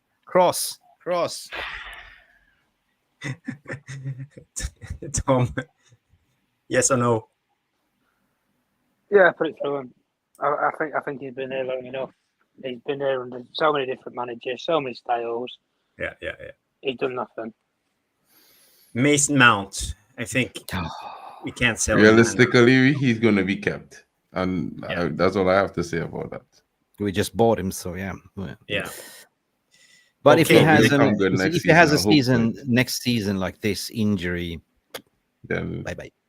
He's almost like the Malacia of this season, really, isn't he? Where his first season, he's not really been given the game time when he has been fit, and when he hasn't, and he's been injured, obviously we've not seen him. So, but when we we've haven't. made that much, that we've blown 60 million on the guy, and he's not. Correct me if I'm not. I don't think he's made 10 appearances this season, has he? Nope. Mm. Is That's he even fit? Is he even available for the FA Cup final? No. No. Well, He might. go. He might.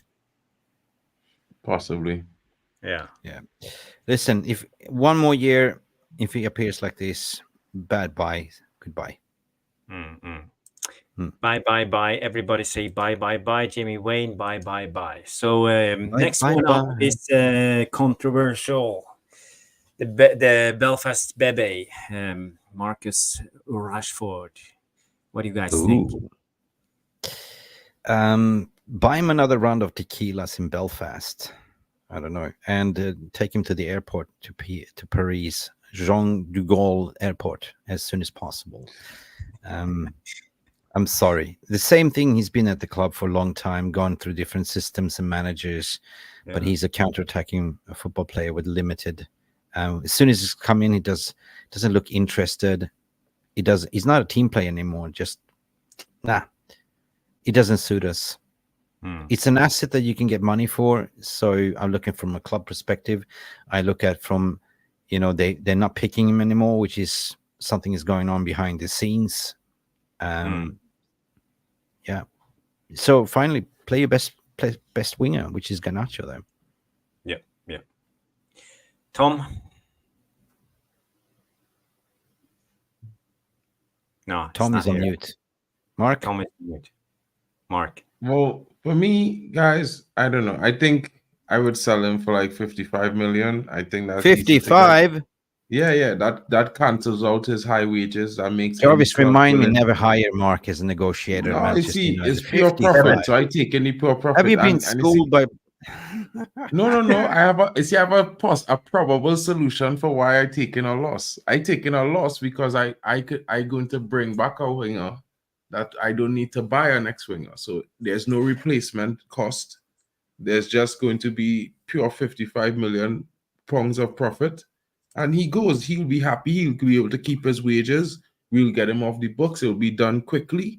It will save us the hassle of trying to run a long, drawn out, negotiation process.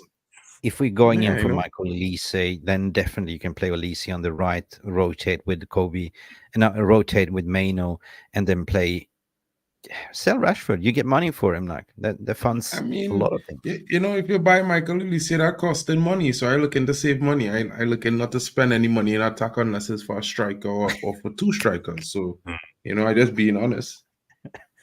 Yeah, it's a no-brainer. Tom. Tom is watching Rashford's best bit this season. we know only what have Tom's 5 anyway. seconds. You crack me up, Romano. Cross. Yeah, I think it's we need to just try to get rid of Rashford. I think it's time. Garnacho, he will stay. I don't think we need to discuss him. Same with Højlund. Martial, Hipston already gone. Antony, next controversial player. One more season, see how he goes. I think this season was a mental health situation for Antony in the middle of the season. I think also, the transition to England is difficult. So I would give him another 6 months to see how he goes. And if he doesn't do well, then, there's always the winter window. Okay. Danny B says loan. Lily says Antony keep. What are you saying, Jarvis, then? Well, I don't think he has the mentality. So he don't have the right attitude to be a Man United winger. You need to have courage. Every time you're on the ball, you need to try to take on your man. You have to have the courage to win the game, and we have had strikers or wingers since George Best, Norman Whiteside, Lee Sharp, Ryan Giggs, Ronaldo, Jesper Blomqvist, Kanchelskis. You all remember all the great legends we have had in this club, and that's wingers. And Antony is not one of those. He, I he, he mean, can't do it. He chokes last every time he's season, on the ball. If the fullback takes his weak foot, he can't go nowhere. So he's too one dimensional. He will never be better. That's for sure. No, I agree. I agree. I mean, I was his biggest advocate, like, first season when he came in, but he's got 2 seasons under his belt. And, I agree what you're saying. There were wingers, but Antony doesn't really offer that. Like, he doesn't really take on his fullbacks. He stops, when we've seen like Amad Diallo coming in, showing what a real proper winger is all about, like, but perhaps with a different system, with another, right back playing next to him. But of course, you have Dalot there as well. I think he's too lightweight. We overpaid for him. I think the judge and jury's out. Ain't mattered. Like, you've been sulking on the pitch. I remember when, Ten Hag was giving the farewell speech. And you can see you can see him in the background, like, sulking. I was not really in for it. So, man, it's going to be a difficult one. He's on a high wages, 250, triple down his wages, or triple down his wages from Ajax. And we bought him for a very expensive price. So, it might be the case that we keep him for another year, but I think they are looking for offers for him. But who can afford it? I don't know. Maybe a loan. Not sure. But for me, yeah, the judge and jury's out. Doesn't really fit the team. Yeah, I get, realistically speaking, he will stay, but I don't think it's good enough. That's just my opinion. I see Scott yet you will say if Ten Hag stay, Antony stays. No, not really. He's been benching him, like, he doesn't play his favorites anymore. Yeah, I don't think it was I don't think it's about favorites. I think this season for Antony is not really down to him, what you see on the field right now. I think a lot of it, his strongest qualities is his attitude. He's one of the most, I think he's one of the bravest players in the squad. He have the most passion when he on the field. He's actually look aggressive. But who knows? And I think Who knows, because of Mark? the Who knows? He might have accusation. a really good No, well, third they year see season. if you understand the concept of what happened to him mentally with the accusation, he can't go out of the field and portray himself, be himself, because then he would be seen as violent in a situation where he was being accused of being violent. So I feel like that was what hampered his season more than anything else. Now, he might very well not as good enough, but at the same time, you have to consider those things as well. He doesn't cross. He doesn't do anything. Yeah, but he have cutting in and trying his signature curler in the left corner, and that's always been consistent. I mean, at least he stopped spinning. But he have more assists than Ahmad this season from crosses, so it's kind of mad to say that. But I'm just speaking realistically, like, I think that they're looking to loan him up or sell him 100%. Like, the output hasn't been there. 1 goal this whole season, no matter what. Maybe perhaps if he stays, he might have a good season, but that is a big if. Yeah, I see mental ball game comes in and say it took Maguire so much time to get over Greece, and maybe it's the same with Antony. We all know what happened in Rio. Strong players, man. Yeah, the accusations from Rio. So maybe it has affected his season in a way that we can't imagine. So I don't know, but last year he didn't have this hanging over his head. So and he didn't perform last season either. What's your take on Antony, Tom? Would you keep him or try to sell him? I'd try to sell him straight away. I don't think he offers as much, to be honest with you guys. Either in the starting lineup, he's not a great option coming off the bench to impact the game. He's not an impact player. You could argue, he's had 18 months consistently in the starting lineup, and he's not really shown us anything of what we paid the big money for him. What would you pay 100 million euros for a wide player? At least I expect you to get double GAs. True. 10, between 10 for goals and assists. He just doesn't offer as much in the final third. And I've seen what I've seen in the last couple of games with Ahmad, and it's incomparable between the two players. It really is. And if you go and sign somebody like Elise or somebody in the summer, like they're looking to target a player like that, I just don't see where he's going to fit in. I really don't. And if Ten Hag isn't here in the summer and they decide to make But a change, if you sign players like Elise, he's absolutely multi-skilled, multifaceted. Like, when I look at what he offers, yeah, he's great. Antony's tracking back, his defensive skills good, but in terms of his technical abilities, they might be there, but it's too one-sided. You can only look at the outputs, and the price tag that you bought him for and his high wages.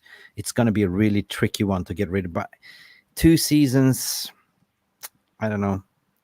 I'm not convinced, 18 months in a starting lineup, though, I think is far more than I'm not convinced. Not 18 months in the starting lineup, Tom. He only started 3 games since January 2024. So he was suspended for 2 months last for the first 6 months of the season. Yeah, so. no, I agree with Welsh Girl 68. What are you exactly saying now, Mark? That he's going to change? I'm just saying. I'm not a stats guy, and his stats, based on stats, he have more goal involvements than Amad Diallo. He has more progressive passes, more successful contributions in the attacking third. His stats dwarf Ahmad's. I just saying, based on stats this season, he dwarfs Ahmad in every progressive stat that they could look at. Whereas assists, goals, progressive passes, chances created, his stats dwarf Ahmad's. So I understand. Ahmad in the last 5 games has been very good. Compare to Ahmad, who hasn't he hasn't played that many games. But when Ahmad has been there, I'm not pitting either of them against each other. But if you keep saying that Ahmad has been so great compared to Antony, it's not really true. No, but if you look at the style of play of Ahmad, he's a more of a creative, winger that can create for others than being selfish. I mean, that's not true, because then again, Antony have more assists than Ahmad, more chances created, more big chances created. So therefore, that's not true. This season. Really? Well, if we want to go for stats, I mean, he scored the goal in the FA Cup that equalized us with Liverpool, and he got the assist against Chelsea with Garnacho when he crossed the ball for the headed goal. You have other assists as well and other goals that he scored. So I would say that he might have only scored 1 goal in the Premier League, but he has I think it's like 8 or 9 GA this season, something like that. I would say even his contributions came in the FA Cup. And Tom, we have to move on. I think we disagree. One quick, keep or sell, Mick. No, I sell him. Mark, I would keep him based on the reality of the signing and the price. But if they sell him and they get a good price, sell him. Say again, Tom. Sell him. Sell. So 2 sell, 1 keep. I'm on sell, so it's a sell. John Johnson comes in with a thing, with the point. Don't judge Antony based on what we paid. It's not his fault. He should have been bought for 40. Not that it's any better, but that's true. So, but this is purely on his performance. I would say it's not good enough. So let's move on. Next player, Bruno. He will stay for sure, or will he? Yeah. I think he would stay. I think he's the best player in the squad, to be fair. So, it's hard to sell your best player. I mean, you don't really have anybody that could replace him. If you look at these faces right now, currently in the squad, I think if you had to get a midfielder to replace Bruno, you had to spend 100 million. Yeah, no, I 100%. Yeah, he has his deficiencies. He runs around. He's not very. I would say, what's the name? He runs around all over the place. Yeah, erratic. So, and he loses the ball all the time, and he's part of the problem when it comes to this tennis football, back and forward in a way. So, but I realized in the Crystal Palace game that we depend on Bruno. He's our only creative player in a way. So, as I see it at the moment, we have to just keep him. I think he's better than KDB. In a bad season, he still delivers 114 chances created, right? So it hasn't been his best season. For me, you have to build around solid midfield around Bruno as well, so you can allow Bruno playing that shadow striker number 10 role. That's his position, right? But we haven't had really solid midfielders that you can sort of allow Bruno to play that role. So something's got to change. if we got a stupid money offer though, like what we were saying before with players like Casimiro, because these players are in high demand in Saudi Arabia. They want players who at least have some sort of quality, or they're at a big football club. They've got some sort of a stature. And if you took Man United's captain away from them, you're going to have to pay a price for that. But again, if it comes down to it, guys, the market for number 10s out there right now is minuscule. Arguably, I would have probably said maybe last summer you'd had players like Maddison that were on the market. But you're not going to find... You're almost poking at a needle in a haystack, because they didn't... When City bought De Bruyne, they didn't buy the proven player. They bought a player that they developed over time to become a great player. Odegaard was a complete stab in the dark on loan from Real Madrid, and then they developed him over time to be the player that he is today. Fernandes, we brought him in, but there's no backbone to have been able to develop him, because he had to be the superstar in the team. There's nobody else. That's it. So if we look at the defense, if we build a defensive structure around him, and it's not working, then we're probably going to have to make the argument of, can he do it or not, based upon he does have the options around him. But we're going to, if he interchanges with Mason Mount, and that's the thing that I think with Ten Hag or a new coach anyway, they need to play a consistent number of games together, or both of them. I can't see them fitting in the same team together, not now that Mino's emerged, and if we get a new number 6 anyway. But if they interchange together, so they're not going to both be burnt out in a season, it might be better on him. But we've seen now where he is starting to pick up the odd knock here and there, and you don't know. He's 28 now, guys. We're in this sort of large circle now of he's on a final contract. We've done this with Casemiro when we brought him in, Varane. So, yeah, big up Stephanie. Keep him now, Keep. Before we go to Ericsson, we have a super chat. Super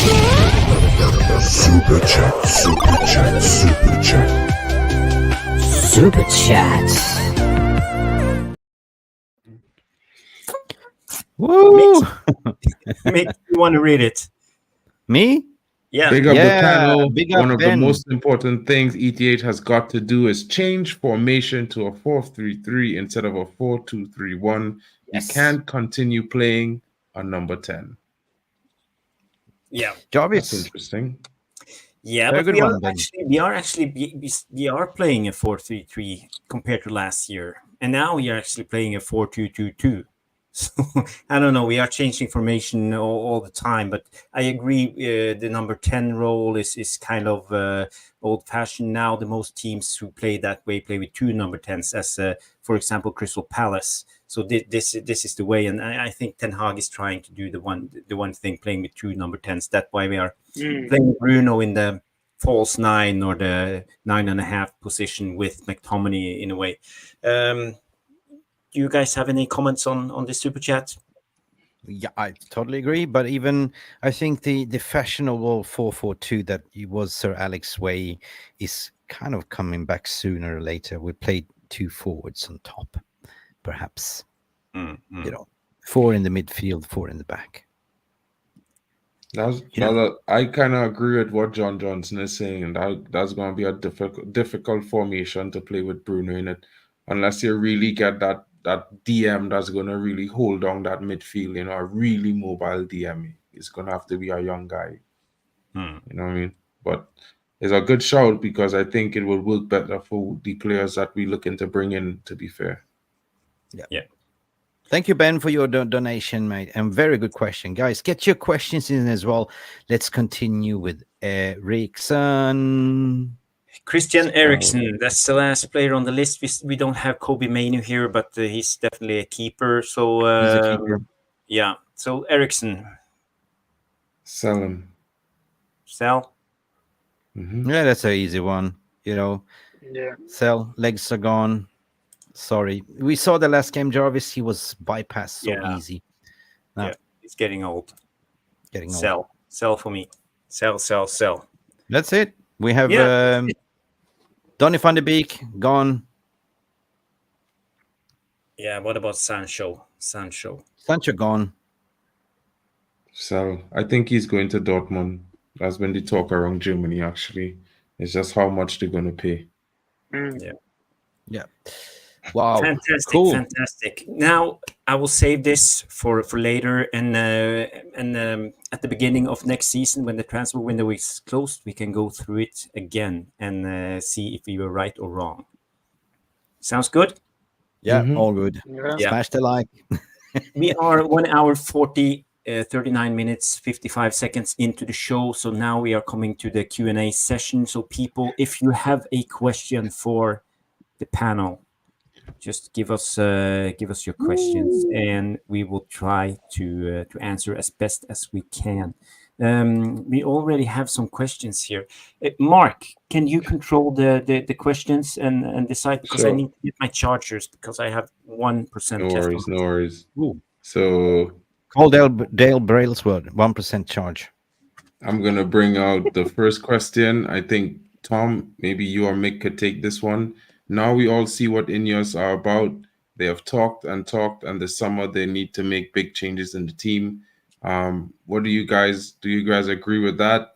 Do you think the changes are going to be made early as opposed to how we normally do transfers in the summer, leaving until late? Yeah. I think it's difficult, probably because that we haven't got everybody in right now. Barada doesn't start, correct me if I'm wrong, till the end of July. That's through the window. You've then also got Wilcox, who's really the only sort of leader influencing the football department that INEOS have actually properly got in there. That's not one of their own people from INEOS, who's a proper football person. And we're still messing around playing the tennis match in Geordieland with Newcastle, and we're even trying to get scrape the barrel to try and take them to court, pays legal fees just to try and get him out there. I think it's smart, but it's just taking forever to actually come through a due process to do it. If you want somebody, I understand overpaying for players, that's a different story. If it means that you get the right people in place, that's going to save you millions of pounds on players that you're going to be hunting for in the market. I think it's a small price to pay in the short term to overpay to get the directors in that you want. Because I'd rather have the right people in place who are going to negotiate better deals for you than have mediocre people in place who are probably going to make sure that probably going to get Man United ripped off in the market. So I like the changes. The problem with INEOS is, for me, they've talked a very good game up to now. They have to deliver this summer now. That's it. I've heard a lot of PR. I've heard a lot of publicity about it. We're here to make change. We're here for a stadium rebuild, regenerate the area. We're going to make vast improvements in the squad. We want to build a winning team. Right, I've heard a lot of PR. Now I want you to actually put your plan or whatever you've got into motion, and let's see what you've got. But I'm not getting on this giddy wagon anyway until I actually see people in the building working 9 to 5, Monday to Friday, and properly operating. And I only think you're probably going to see that maybe not even this summer, the following summer, because we don't know when Ashworth's coming in. Barada's going to come through halfway through this summer, so he's not really going to have his feet under the table properly to influence things. But we know how people work behind closed doors anyway, guys. 2 points I want to say on that. I agree with you saying there, but I know that they're talking behind the scenes, like garden leave, no garden leave. They already have a list of narrow players that they want to, recruit in the summer, and obviously they're talking in behind WhatsApp chats and calls and whatever. Yeah. The thing is, they can be triggered easily.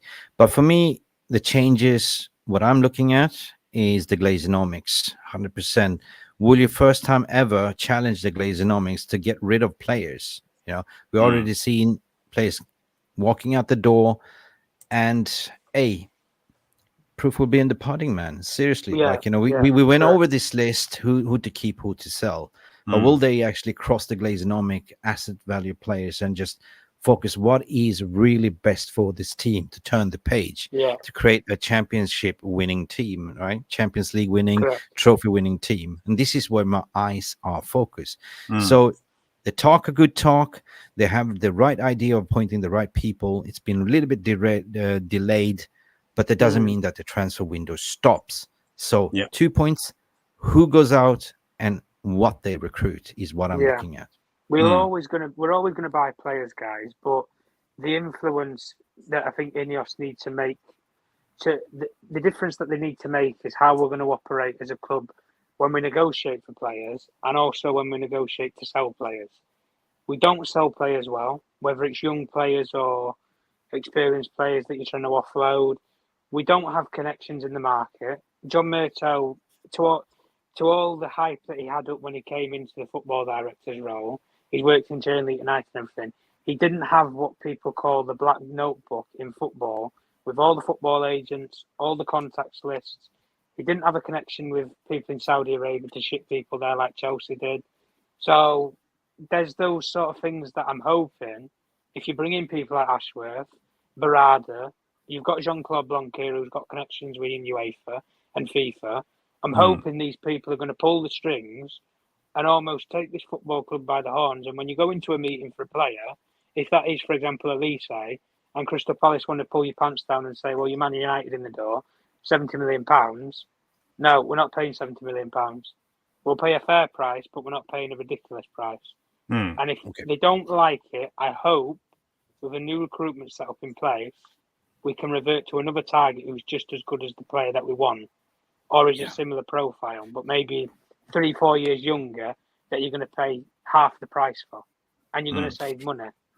Yeah, but at least what I want to see, 2 early signings early this window. Boom, bosh, done, right? Yeah. And move from there. Efficiency is what we need. Yeah. Efficiency, yeah, true. Okay, next question. I will give it to Mark. It's Madhouse coming in. They said the next player out the door, Rashford? ? Do you think he will be the first players will be sold? I have a little bit of a conspiracy theory. You know, I've been looking at some of the kits. You know, I haven't been able to purchase kits. I haven't been to the stadium as much this season, so I've been looking at kits online to purchase. And Rashford is the cheapest kit that you can buy currently in the squad, and it's weird for me because his kit was the most expensive kit last season. So my theory is that he's probably going to be out the door. Okay. Thank you for answering that question from Madhouse. This is a quite complicated question, so try to keep it short. I give it to Mick. He said, why do the club drives the wages? Must be the cut agenda when we pay a lot less compared to our income that we did 10 years ago. Why is the club doing this now? Well, obviously, if I read the question right, I mean, it's something they've done a strategic review over and realized that it'll be massively overinflated over what they offer in performance. And that's been kind of the alluring factor of how Manchester United has been recruiting people to offering those higher wages. So that needs to be changed, and that has been addressed. And you can see that they are going over the list and shipping players out of the door that it's on high wage bill, and they want to create a new wage structure. You know, nobody's worth more than 250. So I think that is the, step towards the right direction. Because when you're selling the player, if they are on a high wage, it's very difficult to sell them. And why? That is why. I mean, we haven't had the pool, we haven't had a proper structure in place. We have very incompetent people that's been negotiating and just throwing money left, right, center, spending crazy, not even fitting the manager's profile or the style of play, what's been set, and which led to we spent silly money on a piano player, Sanchez, for instance, 500 quid, and cut the losses. So we've been losing a lot of money, and we got to be a selling club at the end of the day as well. So I hope that answers your question, Ian McDonald, and I agree. I think you covered it well, Mick. Next question goes to Tom. I know you are a Ten Hag outer, so to say. So Mental Ball Game gives this question to Tom. What have these managers that we are being linked to done that's better than Ten Hag? Well, first of all, they don't lose 7-0 at Anfield. Second of all, when you get embarrassed in games, and as soon as you identify for a long run in games that you have a problem, which we've had all season, which is we've been ran through midfield the whole way through. Matheus Cunha, I always identify that one player in that Wolves game at the start of the season, completely ran the midfield, 50, 60-yard sprints, nobody touched him. There was no Casimiro, McTominey, Fernandes, Mount, nobody. There was no player that was within 10 yards of him. And I look at that, and then it's completely gone on the same trajectory all the way through the season. And every club has that one player who can do that to you. They can take the ball, direct, and run it. So Bosley, when we played that FA Cup game against Liverpool, there wasn't even a player near him within 40 yards. He ran 40, 50 yards up the field. And I know we was playing like we had 4 attackers up front, and then we had 5 at the back. But I know we were playing a basketball game. The shape of that game in particular wasn't great. And I believe anyway, if you get a new manager who comes through the door, I think if they see that there's a problem in either in that particular game or that's consistently been a problem for many games, they'll make adjustments. That's the only criticism I have massively at Ten Hag is he doesn't. I think he identifies a problem, but his in-game management and his tactical adjustments outside of the game, I don't think is brilliant. And whether it's a lack of options or whatnot, I don't know. But I believe you can make adjustments with or without injuries.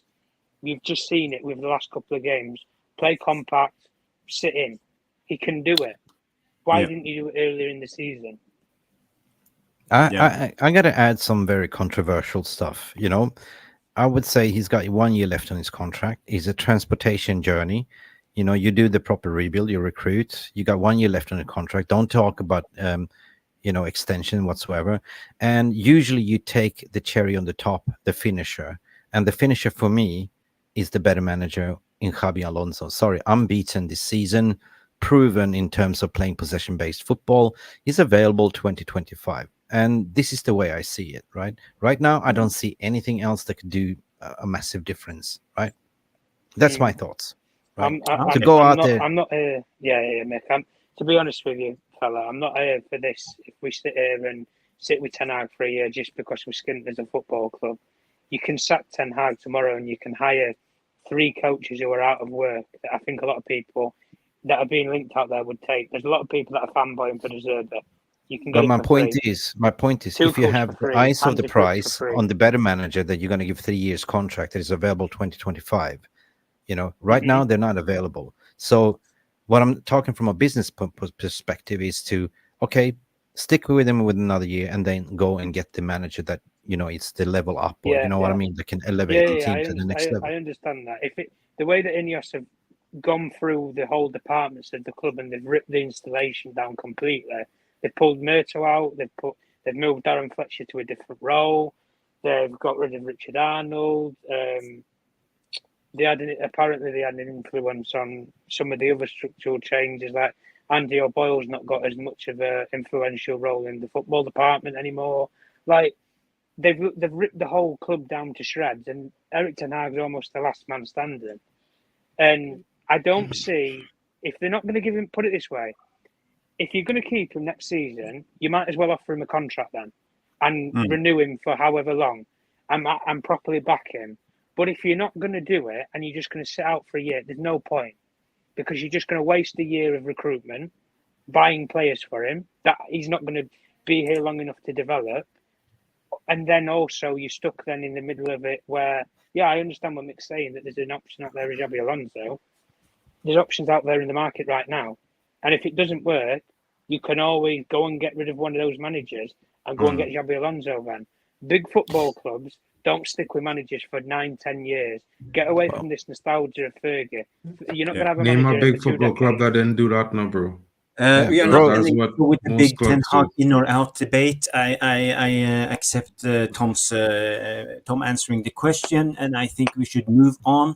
I have a question. I just wanted to say, Jarvis, before we move on, there's really tough decisions to be made, and we will. I know, but I'm conscious of time. We are running on 2 hours, so we just gotta keep the show going. But that's okay. We have a question from Mental Ball Game. It comes in directed to Mark.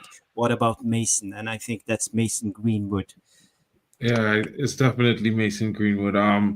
There are reports that he's being linked to Juventus at the moment. The Juventus are heavily interested in signing him, so is Barcelona. And there are some reports that there are some offers coming in from some Premier League clubs in the top 10 this season. So I think it's interesting. I would like to have him reinstated in the club and give him a second chance, but I know a lot of people may not be for that option. I think that option not only saves us money, but even if you look at Olise and you look at Kvaratskhelia in the market, Greenwood is better than them. He has a higher ceiling than them. Better on the ball. Better in every single way, except he probably doesn't do free kicks like Olise. That's the only thing. But he's for free. He comes back, and I think he walks into this team and dominates like he's doing in Spain at the moment because he knows the players. So there's the familiarity there. He's Premier League proven, and he's had a season to regain the form and the performance levels that he lost being out for 18 months. So if I had something to say, I would keep him based on all of those situations that I mentioned and save the money because I think it's more important to get midfielders in and defenders. But as you know, there might be a decision made and he might be sold. I'm sure they've contemplated flipped every stone and explored different opportunities. But again, as this title said, tough decisions. And this is what we need to understand. Like, what about the manager? Will he be there? Because let's face it, guys, agent speaks to club. Who's going to be the manager? They need to know 100%. They need to give them reinsurance. At the same time, they need to make a decision what to do with Greenwood as well. So there's going to be a big summer, right?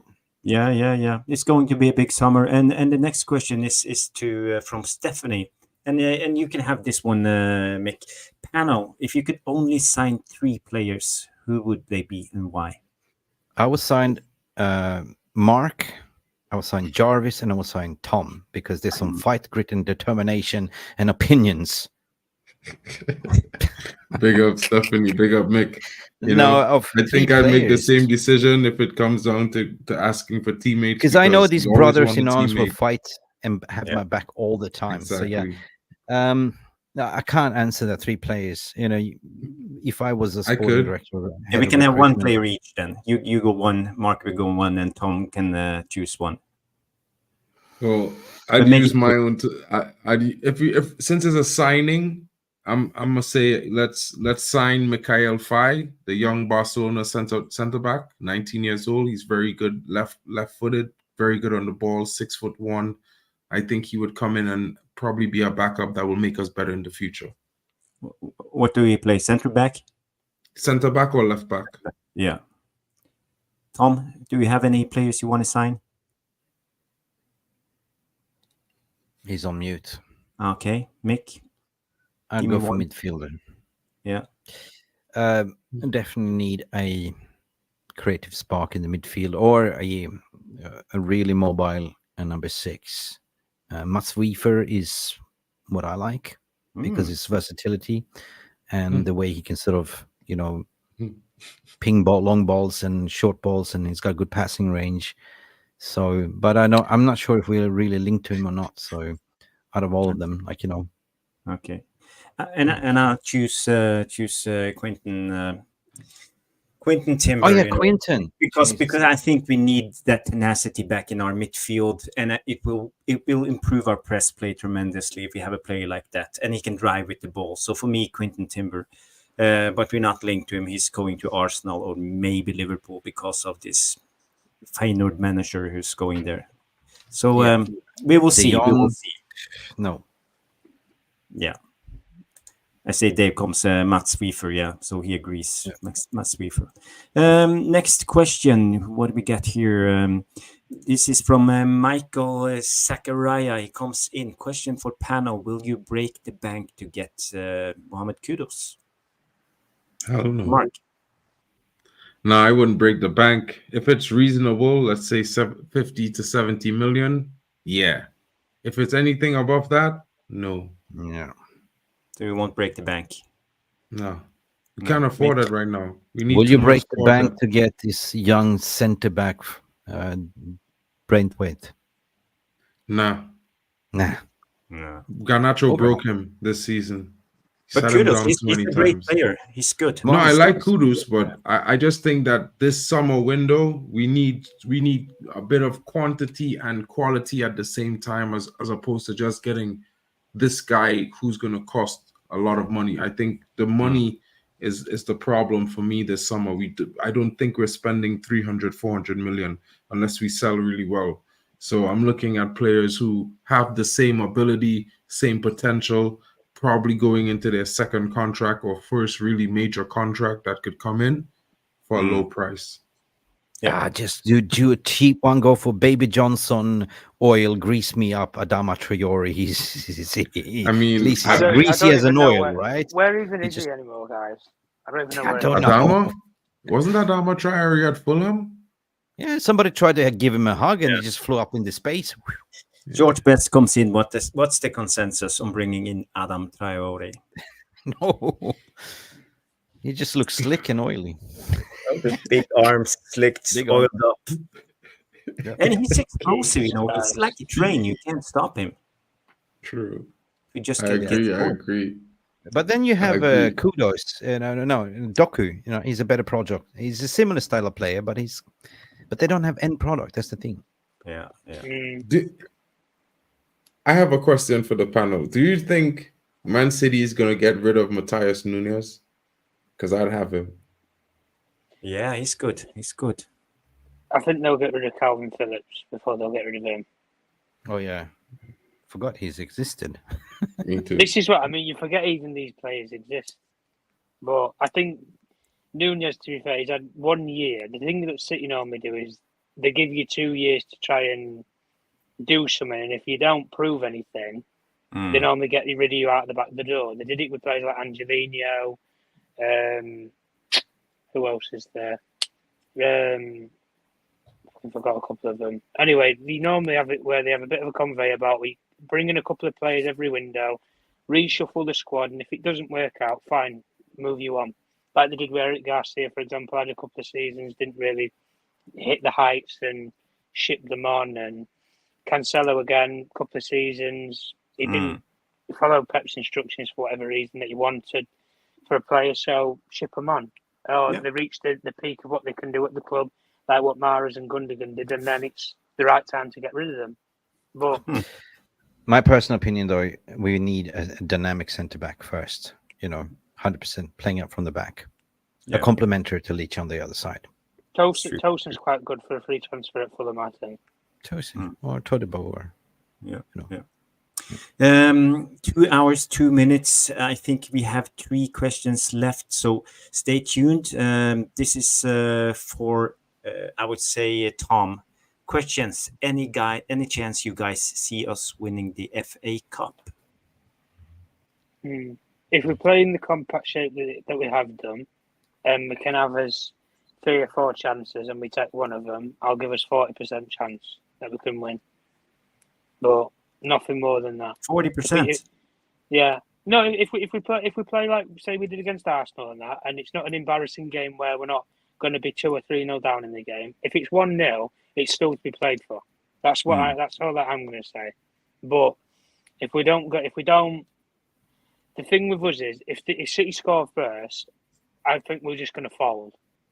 If we got a goal in front, okay, you might be able to drag them to a penalty shootout or something. But the problem with City is they're just that the mentality of that team. They can go 1 or 2-0 down, and they're not going to panic.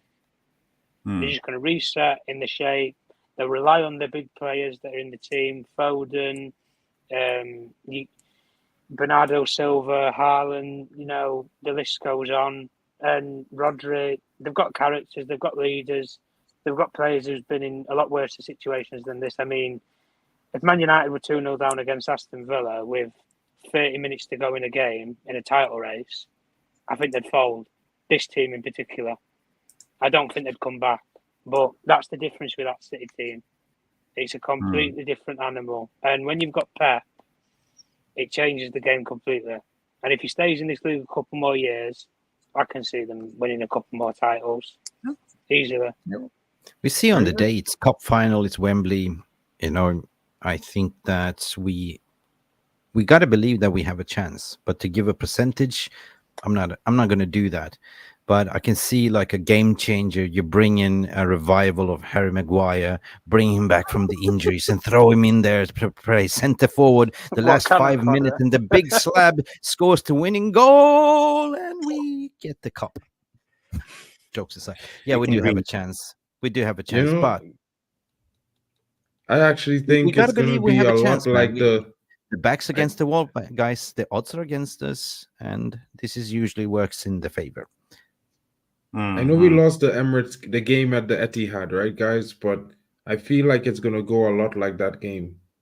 The only difference is I think in this team, the last few games has shown that they have a little bit of fight in them. They may not have performed their best game entirely in the last 90 minutes, but the second half, and if you look at some of the other performances, you mentioned Aston Villa, who we did the league double over this season, and we came back from 2-0 down in the second half to win 3-2 against. I think it's one of those things where, you can't really count us out. We've had a bad season, but in the Mm. cups this season, we have been pretty good, except for the Champions League. So, I think with the recent form of some of the players, we can start off hot and get a early goal. We always been creating the first chances at goal against the top teams this season. It shows in the stats as well. Got a question for you guys. If we, for some miraculous reason, win the cup, will it change your perspective of the season? Right? It will be more of a band-aid, more happier feeling. Okay, we at least we won the FA Cup, we got a trophy, and we play in the Europa League. Like this is a season review, right? Because we know this season has been shit. We finished 8th, but if we win this cup, that'd be a sweetener, right? I mean, no, I'm sorry. I'll be embarrassed if we have to play in Kazakhstan or wherever. I honestly, I really would. I don't want to carry air miles with players. Listen, play one game a week, and that'll do me. I'm not asked playing the cup competitions. If you want No, to I'm not talking about a Europa League, but at least I'm saying if you win the FA Cup and get a trophy, would that sweeten it this bitter season? Make it a little bit better for you mentally, and you know what I mean? Because for me, I got to put my hand up. If we win this cup, I'll be over the moon. That'll be the sweetener. That'll be the cherry on the top of this shit. Mm-hmm. Maybe for 5 minutes till we review the whole season, but. For me, I take in Europa League happily because you know what, guys, I will be following the team away this season coming. I have the time, so I'm looking forward to getting the Europa League. You're there's looking going to be forward a for game in Thursday my night, city. Mark? Like whoa, Yeah, I will be there. I will send you guys match clippings. Whoa, I'll be there. Trust me. We get to play young boys and all them, right? No, well, I mean, young boys plays in the UCL. That's kind of tough to say, to be fair, but you know. I got a question for Mark here from Danny B. He say thoughts on Adeyemi Sancho swap. Mark, the thing with Adeyemi is I don't think they're gonna let him out of Dortmund. I think they want to make him like one of like the player that replaces Marco Reus, actually. So I would go for the young Englishman who they have that also plays on the left wing. He's 6'2". His name is Jeremy Bino Giddens. And he's very quick, very physical, has a very good dribble, and he can cross with both feet. He does even the step over cross with the inside of his right foot sometimes on the left hand side. So I think that's a good option. He's homegrown and he won't be costly. You might be able to get him and some money for Sancho. When was the last time you saw a swap deal happen? Very rare. Very rare, but Sanchez Mkhitaryan. I think how that went for us. Yeah. What a great swap deal. Yeah. We are 2 hours, 8 minutes, 30 seconds into the show. This will be the last question for the night. Or we can do this one before we do Ben's question. Jarvis, Mick, can we get Sabri Lamouchi? Question mark. What the hell is that? You know. I don't know who's Sabri Lamouchi. I don't know. Transfer expert. Hold on. This guy he's Googling it. Is an old footballer, though. He's a French football manager, former professional midfielder. His most recent would be in the EFL. He's coached Cardiff City. Okay. Yeah, that's all he did. But- Cardiff. Swap. Maybe that's the I'm connection. thinking about swap deal, like I don't know, Yeah. swap deals. I'm stuck on that, like why would I swap if I have a beautiful wife and I downgrade for Mark's wife or something? I don't know how she looks like, but you know what? It's kind of rude. Like we have to have an agreement in place. It's very difficult to do swap deals, Mark. Wow. Is she a good chef?